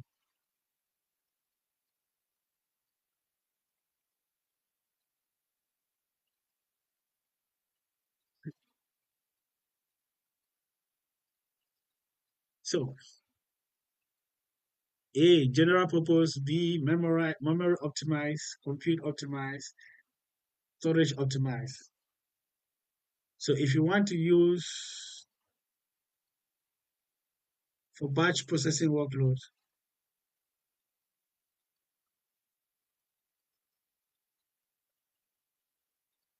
okay, the people say C. Kobe, I'll come back. Let's finish this. I'll come back to you. C. Answer C. Is that all? Everybody, is it C? Okay, they say C. Let's go with C and C. Are you sure? Now, submit C is correct. Now, why is it C correct? Let's understand why C is correct. The bracket A is not correct. General purpose is when I say batch processing, batch processing means that we take everything with one high compute power to be able to process batch workload, right? We have high workload to process. So we want computing power. So we need a compute optimized instance to run batch processing like that. Two, what are the contract length option for reserved instances? Select two. So give the instance. What are the contract length? We want to do reserve instance. 1 year, you need to select two questions. Is it one and two, two and three, three and four, four and five, one and three, one and four, one and five? Which?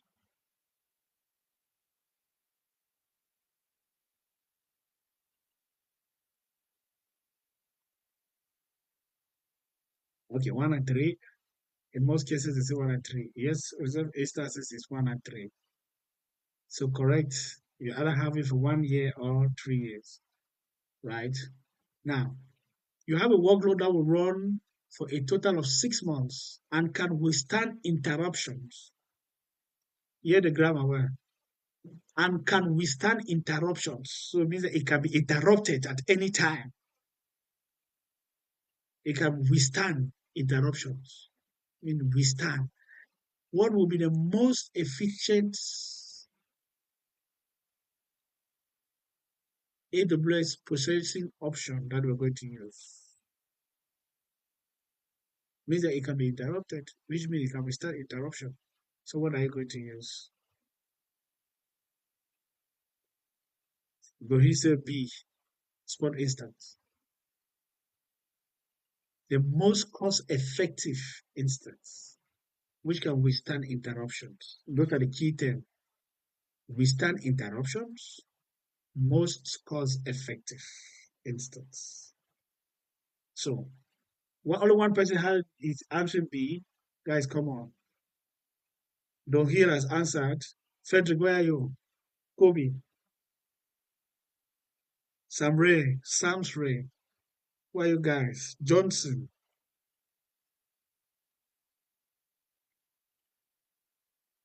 Sam Ray said B. Sam Ray, I hope you're not doing coffee work. All right, guys, let's go, let's go. I'll take B and I'll submit, and it's correct. So it's a spot instance that is the cheapest, and it can withstand interruption. So if you they interrupt you by taking the instance, it doesn't matter. Then spot instance is the most cost effective for the game. The next is which process is an example of elastic load balancer, ensuring that no single instance has to carry full workload on its own. Remove remove unneeded instances when demand is low. C, adding a second instance during online store. D, automatically adjusting the number of instances to meet demand. Which one is the best example of a load balancer? Now Frederick has run and answered this one. A. Okay, good. That is A. Who else has an alternative answer to this? All right, so we have A, which is correct. Great. Now, next, you want to deploy and manage containerized application. Which service are you going to use? A. Lambda. B. SNS. C. SQS. D. Elastic Kubernetes Service. Which one are you going to use?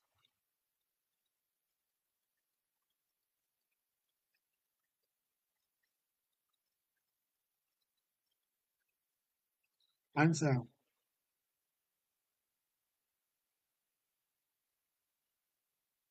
Love it, city. Don't hear city. Minstrel city. Oh, Minstrel. I've not seen you on the live before. Okay, Minstrel city. All right. Pekin city. Great. Okay, so the answer is D. Elastic Kubernetes Service. Okay, great. Up to the next model. That's great. Congratulations, guys. We did it. You guys are not power tapping this screen. I don't know. Do you want me to send you to component?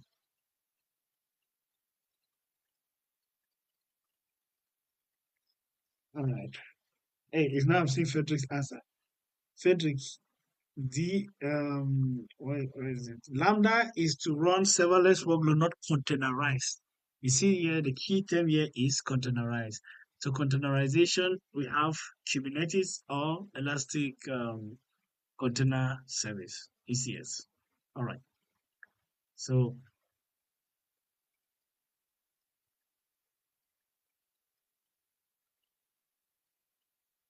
do we need to even do this global infrastructure? Do we need to do this? No.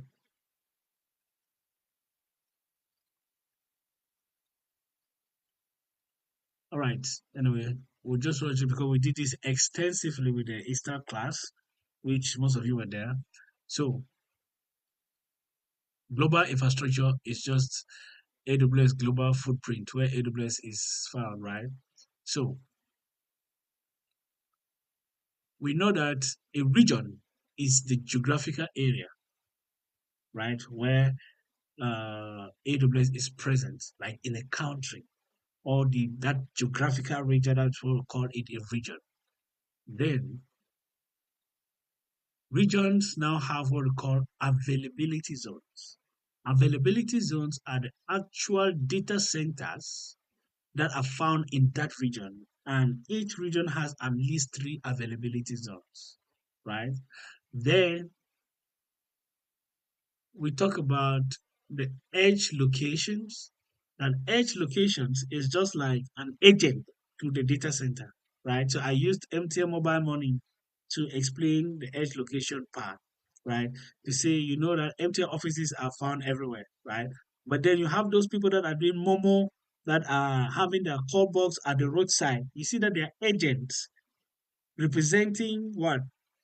The providing the services of MTN, but not in the office because MTN, you might want to go to MTN office, it's a little bit far, but you have a call box in front of you, which is like bringing the MTN services closer to you. So that is what edge location is all about. So we talk about proximity to customers, government requirements. So these are when we want to choose a region. What are some of the what do you take into consideration when choosing a region, right, for your workload? One, you need to talk about compliance with data governance and legal requirements. If you want to run your application in in Europe, right, you cannot be hosting the data in America, right, because of government compliance. It means that you need to choose a region in Europe that is compliant with the government um, regulations, like that, based on data. There's this guy I follow on TikTok here, we call it Emo Spiking. I think his name is Emo Spiking. He takes time to explain the the I follow one of his videos where he was talking about when we create applications and then people just start their startup and then you start collecting data, user data without following compliance rule, right? And the fines that come with that is actually huge because at some point you make these decisions ignorantly. So when you're choosing a particular region, you need to understand compliance with the data governance and legal requirements in that particular region. That is the first thing that guides you when you want to run your workload in a particular region. Now, you see, not all companies have location specific data regulations. So you might need to focus more on other factors. So depending on your company and location, you might need to run data out of specific areas. For example, if your company requires all of its data to reside within the boundaries of UK, you would use the London region like that. So the first thing is compliance. Second one is proximity to your client. You cannot be in the US and your clients are in Europe and then you're running your application in the US. So you need to choose your region based on or in proximity to your customers. So where your customers are found, that is where you select your region. The next one is availability of services. So we've covered all of these. Now there are some services that are not found in particular regions. Like when we were choosing databases for a project that I worked on, we wanted to use Stockholm and the time stream database. We notice that to use that particular database is not available in Stockholm and Sweden. So we're forced now to move the workload or choose a different database or maybe move the workload and go to Ireland, which is a little bit closer based on compliance, like that. And again, we talk about pricing. So pricing comes in as a factor of the fact that different regions have different pricing for servicing. So a service might cost $1 in the US region, where it comes and costs maybe $2 in the Europe region. So you want to also choose a region, maybe say, oh, if all of these conditions have been satisfied, but then you want pricing as a factor, you also choose region where the services are much more cost effective so that you don't cost a lot. So these are some of the key factors that businesses consider while they choose a region, that you are supposed to consider when you're choosing a region for any solution that you're working on when it comes to the cloud.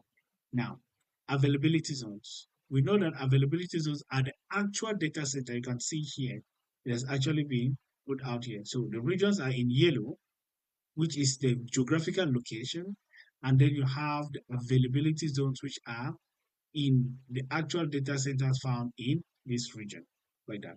So an availability zone is a single data center or group of data centers within a region.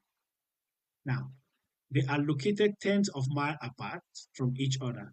This is close enough to have low latency between availability zones.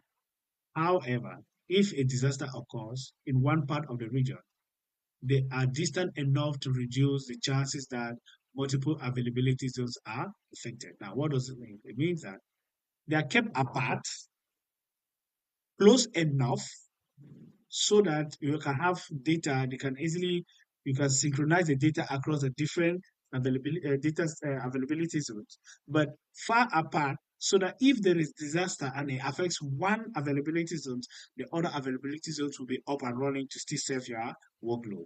So that is why they're put tens of miles apart from each other. It's close enough that they can communicate with each other, but far enough to ensure that if disaster strikes, one availability zones, the others will be protected. Now, when you're creating an EC2 instance, you need to create it in a single availability zone.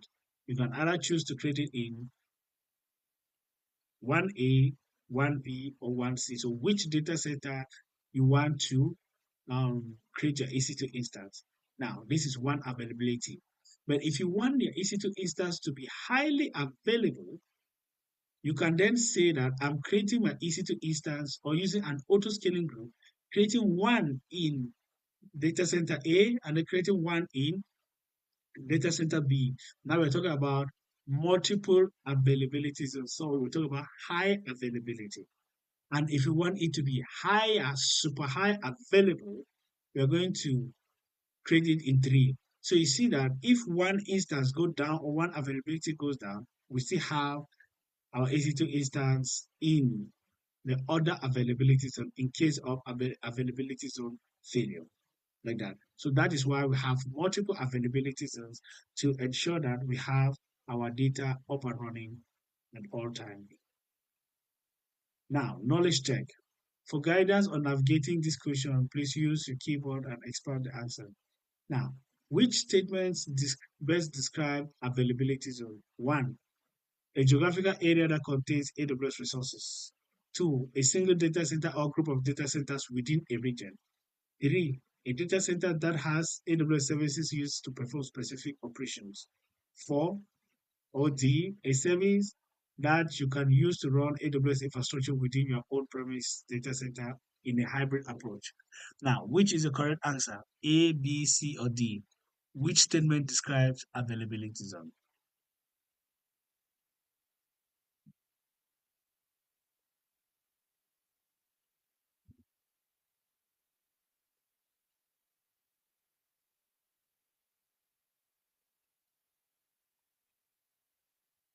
Kobe say A.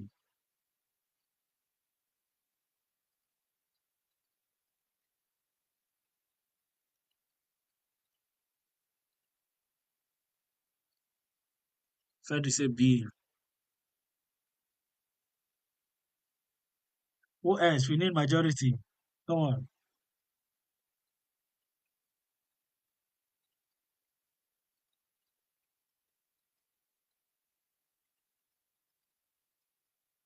Come on, guys. Samuel say B. Just to say A. There's a tie. Don't he say B? Whom Data House say, oh, I hope I'm pronouncing your name well. Whom Data House. Okay.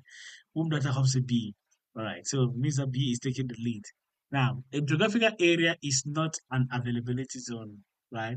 It's a single or group of data centers, which is an availability zone. So the right answer is B. That's great. So explain edge location, right? So edge location is just hot box for Momo. So excuse me. So that is what edge location. An edge location is a site that Amazon CloudFront uses to store cache copies of your content closer to your customers for faster delivery, right? Just like a call box is coming closer to the end user for faster services, like that.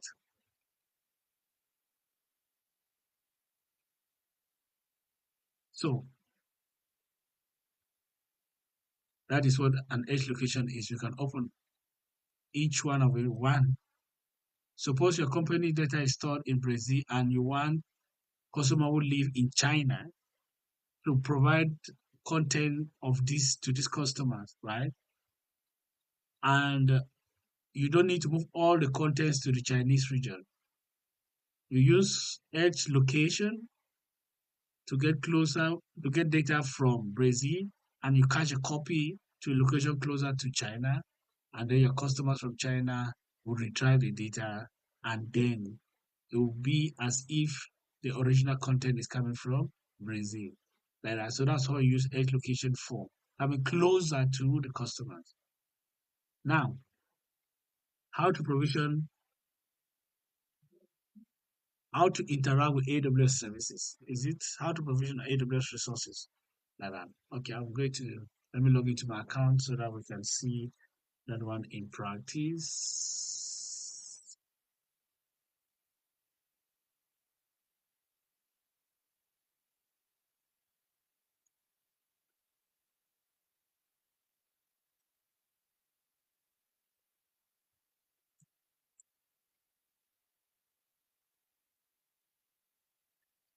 My password is wrong.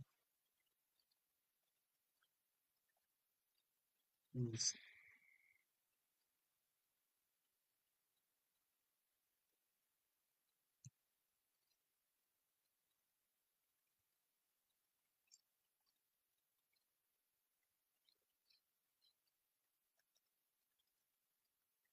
Okay. No. Like now, I always show you this is an EC2 instance that is running. Let me go to the services. So if you create your account, your AWS account, this is going to be your dashboard and all of that. This is just the dashboard and the services that you're using, right? So this is what we call the management console. So just what we have looked at, if you look here, this is the region. I'm currently running my workload in Stockholm. Now, I can explain to you why I use Stockholm because the services in Stockholm are much like EC2 instances. I'm using T3, which if I use it in a different region, it's going to be T2, which is smaller. But there's no T2 in Stockholm. So the pricing for T2 in a region, say in Paris, is the same cost for T3 in uh, Stockholm, and T3 is bigger than T2. So that is my own choice. So I've decided to choose that, and I'm working in the Stockholm. So you're going to see the different regions here generally. If you see here, America has one, two, three, four regions. You have eight Asia Pacific. You have Mumbai, that's in India. Osaka, I don't know where that is. Seoul in Korea. Singapore, Sydney, Tokyo. Canada has just one region. Europe, you have Frankfurt in Germany, Ireland, London, Paris, and Stockholm. South America has Sao Paulo. Now, there are 15 regions that are not enabled for this account, which means I've not enabled them because I don't need them. Okay, Osaka is in Japan. All right, thank you. So with that, you have each region. Now, if you want to create a particular resource, say I want to create an EC2, let me show you first. What is it? We are just from dealing with the EC2 instance type, right? So if you go here, you see the instances. This is my instance that is running. If you want to look at the instance type, you're going to see a list of all the instance type, right? You can select, there are over 200 plus instance type. So you can choose the instance type based on your workload and you're going to see the costs for on-demand pricing, right? For the different operating systems like that. Now, if you want to launch You can see here you have the saving plans instance here. You have the reserve instance here. You can purchase a reserve instance here. You can have a dedicated host here if you want. And then you have capacity reservation. So if you want to reserve a capacity, right, in time. So this is where you deal with your instances. Now, if you go down, you are going to see here that we have the load balancer, where we talk about the load balancing here. I'm also actually using a load balancer for my application. If you see here, this is a Pocket Lawyer load balancer, like that. I'm using a load balancer for my application, but I'm not using an auto scaling group. You can literally use the load balancer without an auto scaling group. So this is where you have the auto scaling group, which you see, this is the diagram that we've seen, how it works. Minimum, maximum, um, maximum size, and desired capacity. You have an explanation here of how it works. The same thing with the load balancer. If I just copy my load balancer name, now my website is Pocket Lawyer, right? But if I copied my load balancer name and I put it here, you see the load balancer name.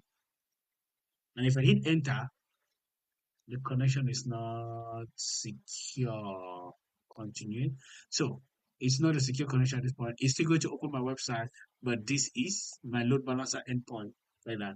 So for security reasons, I'm actually using a load balancer in front of my EC2 instance before my domain name. So when you learn it more, then you're going to understand how it works.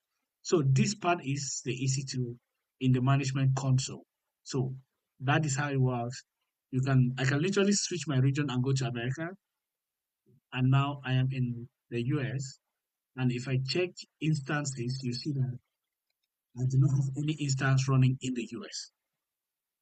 But if I change back to Stockholm, you're going to see that under my instances, I have one instance running in Stockholm. That is how it is. So literally, that is how you can now see here for each instance, you now have its availability zone. So you have to specify the availability zone for your instance, the region, the availability zone, like that. Hello, Benzino. So this is generally how the console works.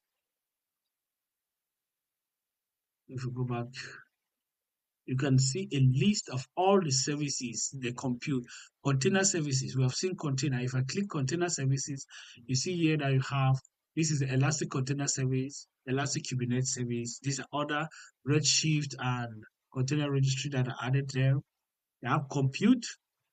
You can also have EC2 as part of the compute, and this is Lambda. If you go to, do we have serverless here? No. They're just going to tell us all the compute from SimSpace, serverless application repository. These are all resources. AWS has more than 250 services that is being served. So it's based on your workload that you're going to choose which particular service, like that. Now, ways to interact with AWS services. You can either interact with AWS services via the web interface, which is the management console, which is what I've just shown you now. So this is the AWS management console. This is a web interface where you interact with it from the interface. Another way of interacting with AWS services is through the command line interface, right? Now, AWS has an application with its command line where it enables you to interact with AWS from here. Let me PowerShell, Windows PowerShell is this one.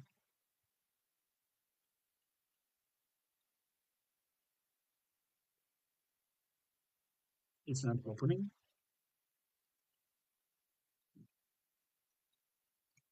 PowerShell.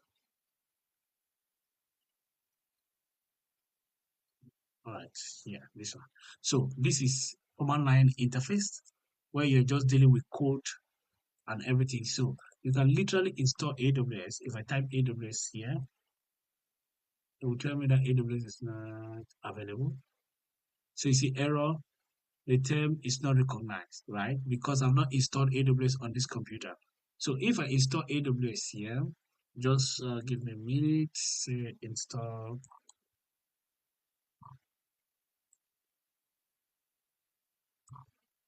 AWS CLI on Windows. Since I'm using a Windows computer, it's just going to give me the latest version from the documentation. Uh, Windows. So I'm going to use this one, and I'll install it here. I'll just paste it here, and I'll install it. This is actually the setup that is installing. Accept, install, next. So this here like enables you to interact with AWS right from the command line interface. So you need to log in, configure it, and all of that. So I just want you to see how it is before we move on to the. So this is how you can actually access your AWS workload. One, management console. Two, the AWS CLI, that is a command line interface. And then three, SDK, software development kit. You can, the people who they develop the applications, then they want the applications to talk to AWS generally, right? So I'll close this and open it again.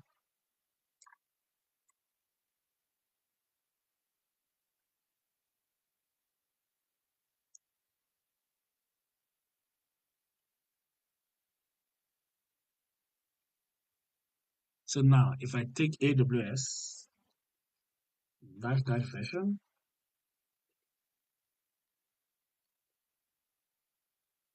you see now that I have an AWS version that has been installed in my computer, right? So if I say AWS, um, if I just write AWS enter, so AWS help. So this is how you can now learn how to use AWS from your command line interface. If you want a particular service, you need to configure it and all of that. So how to debug, it's going to give you detail of how to use AWS from your command line interface. So that's the second way in which you can literally use AWS to access AWS. One is the management console, which is the web base. Two is the command line interface. And three is the software development kit. The software development kit, which is SDK, right? So the software development kit is when you're building applications, Java applications, mostly for developers, not for you and I. We are not developers, so probably in your entire life you'll not use SDK unless you're a developer that you're developing an application that needs to communicate with your AWS account. Then you're going to now use a software development kit, either C++, Java, .NET, Python, or whatsoever. So those are the three main ways in which you can interact with AWS services. One, management console. Two, AWS command line interface. Three, the software development kit, like that. Now, part two, to provision resources. Now we have services like Elastic Beanstalk. Now, what is Elastic Beanstalk? Elastic Beanstalk enables with Elastic Beanstalk, it enables you to build an entire infrastructure, right? If you don't really know about AWS and the rest, you need your application, you want to deploy your application, and you want it to create a load balancer, automatic scaling, and everything. Elastic Beanstalk is that service that you can use to provision your workload and deploy your application automatically. So it's going to create all the infrastructure for you. And with Elastic Beanstalk, you can manage the application. So if I go to my console and I go to Elastic Beanstalk, let me just say Beanstalk. But these days, it's mostly for people who don't really know how to use AWS. And it's rare for you to use it these days. If you're working in a company and I see you use Elastic Beanstalk, we are going to fight. So if you want an application, say Pocket Lawyer, you can just literally say, okay, let's see how it goes with a lawyer. Create the application. Now we need to create the environment. So with this environment now, it's a web server environment that we want to create. I'm just demonstrating so you understand. This is the environment. The domain name you can leave blank. If you want it's a managed platform, now you are going to choose which type of application you want to run. Is it a Python application, whatever application you want to use? So say a simple Python application, a sample application, free tier single. That is it. Next, we just say next. Now, service role, you need to choose create a new service role. There's no service role.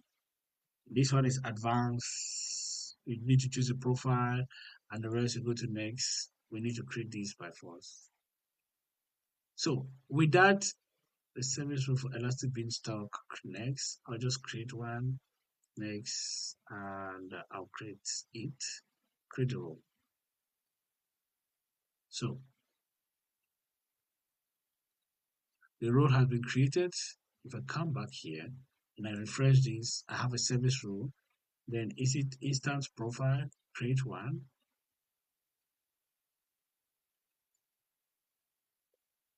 Next, next. Everything is fine. Next, create role. And it's fine. I come back here, refresh. I have a role. Keep okay lawyer. I'll just use that one. And next. So now I'll select the networking. So this is just advanced. Now let me use this other one. I select the region. Database I don't need. I don't need annex.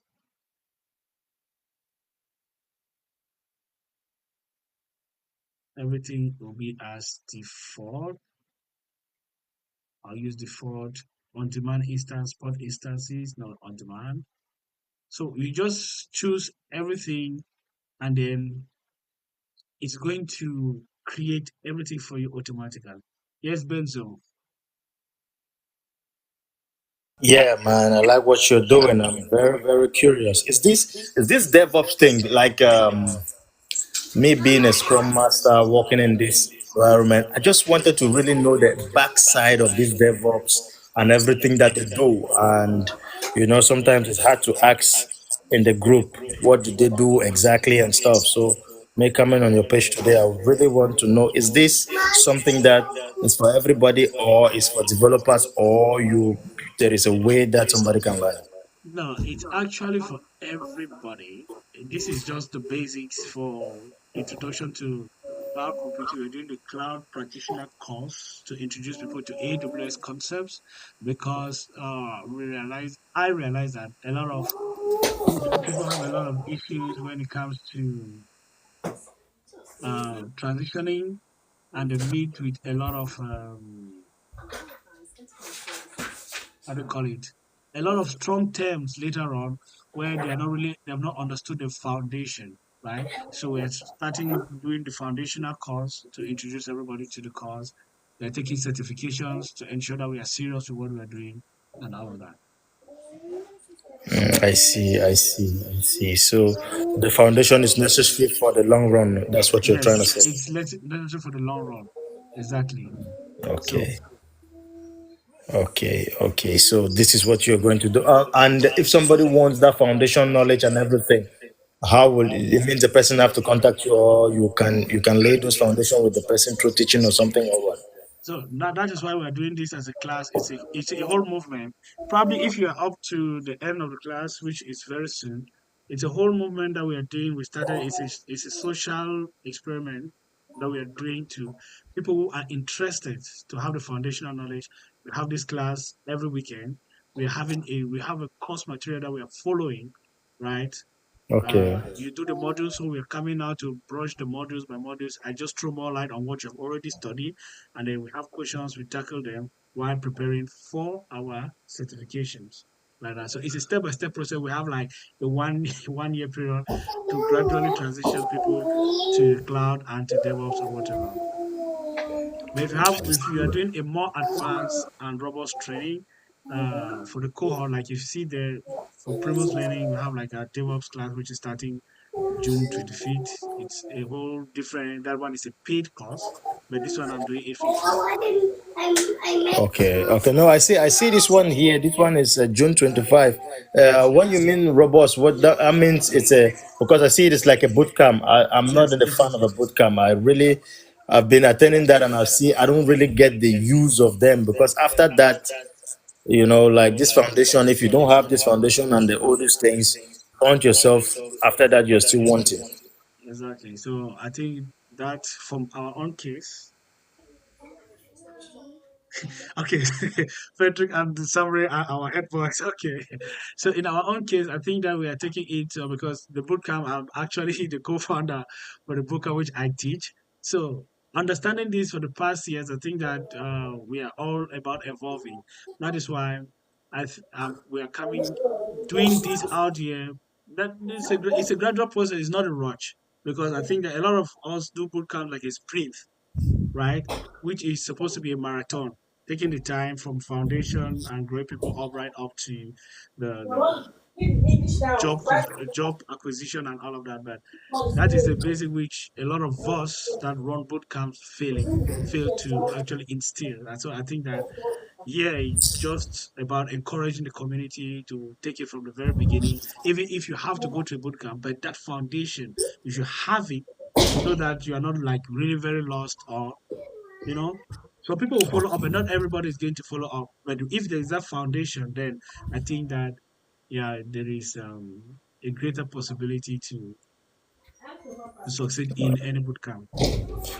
Okay, now how about us who really want to? I really want to know. It's like I really want to know the background of DevOps and what they do and everything, because I'm not going to go into it for details, but I want to understand it because I'm like a coach and a mentor and somebody like that. And you cannot do it without knowing their in and out, if you All understand right, what I mean. great. I think that if you just hold up after the class, we can talk about that later. In as much Ah, as since oh, I'm running up. okay, okay. Sorry, thank you very much. Yeah, You're welcome. okay. I don't know how to contact you. Maybe I'll write you when you If you're finish. still Then here we. on live, it's just I'll finish just now. They can come and we'll have like that discussion, and later Okay, you can still okay, follow me. Send me a DM. I'm going to respond anyhow. okay, Yeah, like that. okay. No, sorry, sorry, No sorry. I worries. will. No I will worries. hold on. I'll hold Yeah. on. All right. So where's my elastic beanstalk? So it's creating the environment. If you see here now, it will create all the underlying infrastructure. It will create the EC2 instance. It will create the networking. It will add auto scaling group. So if we go back to my environment, we're going to see that. So this is one way of provisioning resources into your AWS account, right? In your AWS management console by using an elastic beanstalk. So that's just what this guy here is talking about. They can also use a tool called CloudFormation for infrastructure as code. So you see that with Elastic Beanstalk, we configure everything on the console. But with CloudFormation, it's about writing code to provision your infrastructure like that in a very simple and nice manner. Right? Not a complicated, not code like Python like a programmer, but we're using a YAML system like Terraform. Terraform is infrastructure as code tool, but CloudFormation is AWS specific infrastructure as code tool, right? While Terraform is an open source tool that is owned by a different company, right? So with that, with CloudFormation, you can literally manage your resources in a repeatable and well-structured manner while you're using CloudFormation for infrastructure as code. So these are some of the ways in which you can use to provision your resources in AWS automatically. Or you can do like like me in some cases. But if you're working in a company, you cannot do it manually. You need an automated system. That is why you have these services like the Beanstalk and CloudFormation. And in an advanced way, you're going to see like the Terraform, which Perkins just mentioned, and other ways in which you can do so. So if I go to my EC2 here, I'll go back to EC2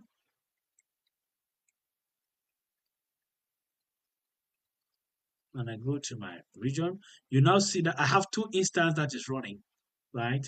I have two instances. This one is the pocket layer environment. This is the pocket layer environment.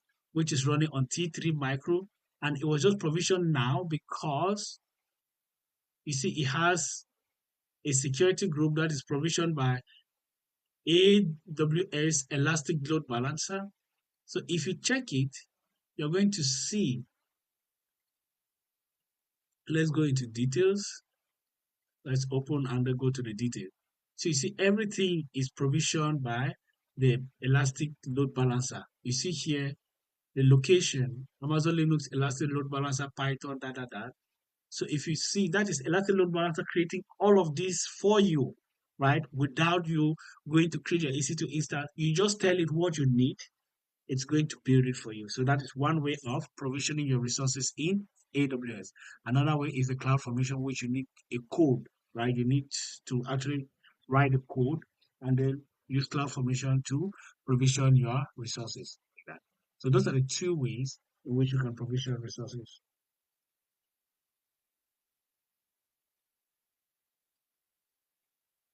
Yes, there'll be a record there. I'll make available the recording. It's there even on previous line. I'll show you how to do the recording.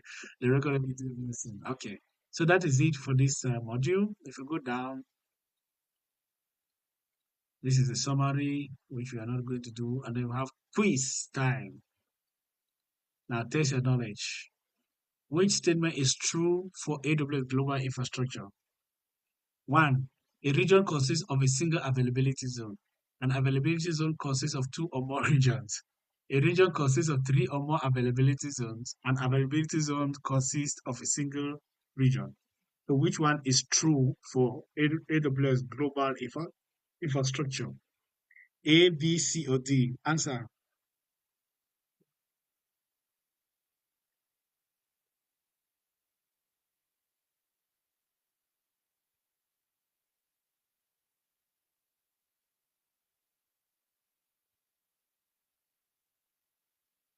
Which statement is true for AWS global infrastructure?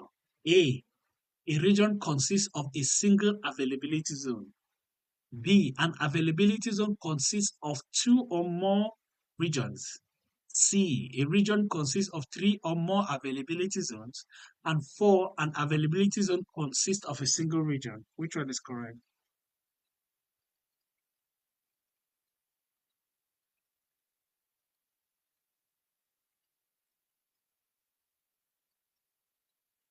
I have to see in the board. I have to see in the board. I have to see. I have to see. Okay. Don here is a C. Whom data helps a C. Who else? Guys, come on, participate.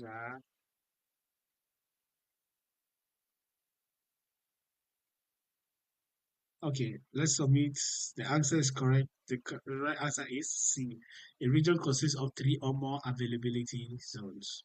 Now, what factors should we consider when selecting a region? Select two. Which are the two factors to consider? One, that compliance with data governance. Two, proximity to customers. Three, access to technical support. Four, ability to design custom permissions. Five, access to AWS command line interface. So is it one and two, one and three, one and four, one and five, two and three, two and four? So which one, which two? They say select two. So which two is correct?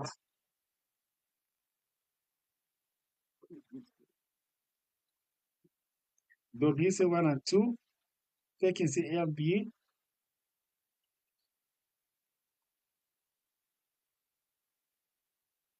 Okay, Johnson say one and two. Three people say one and two. So let's say one and two and C.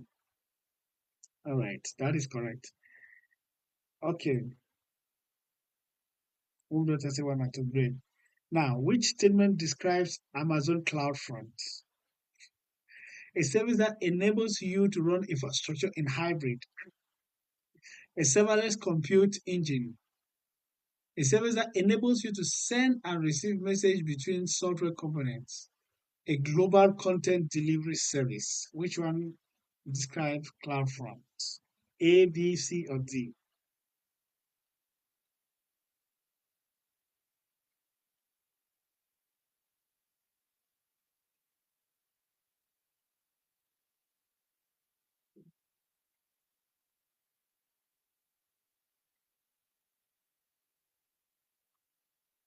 Come on, guys.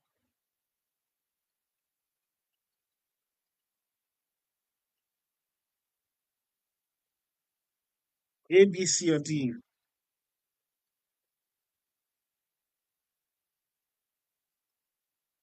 No answer means that you guys don't know, or what? Which statement best describes Amazon CloudFront?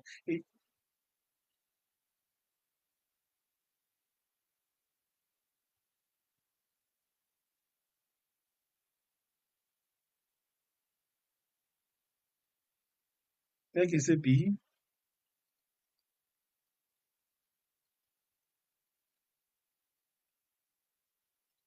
Who else? Come on, guys. Come on, come on. Samre, where are you? Head boy. Frederick, where are you guys?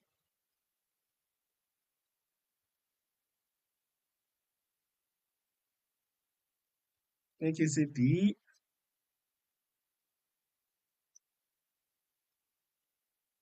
CloudFront is not a content, it's not a serverless, it's a global content delivery service.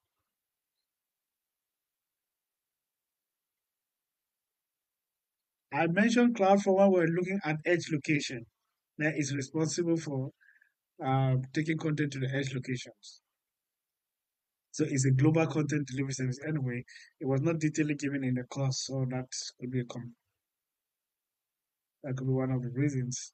Now, which site does Amazon CloudFront use to cache copies of content for faster delivery to users at any location? Region, availability zone, edge location, origin. Already I've given the answer, right? So it's C, which is the edge location. So the edge location is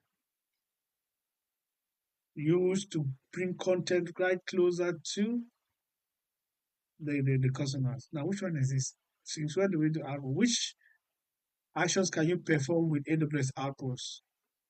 Automate actions for services and application through script, access wizards or automated workflow that takes services, develop application supported program like extend AWS infrastructure and services to different locations, including your on-premises and data center. So this outpost is I think it's not within the content. I don't know why they asked the question. It's not within the content. So submit. That is the correct answer. So outpost is when you want to extend your AWS services to your on-premises, right? You use AWS outpost. It's a special services for AWS infrastructure, like that. Okay.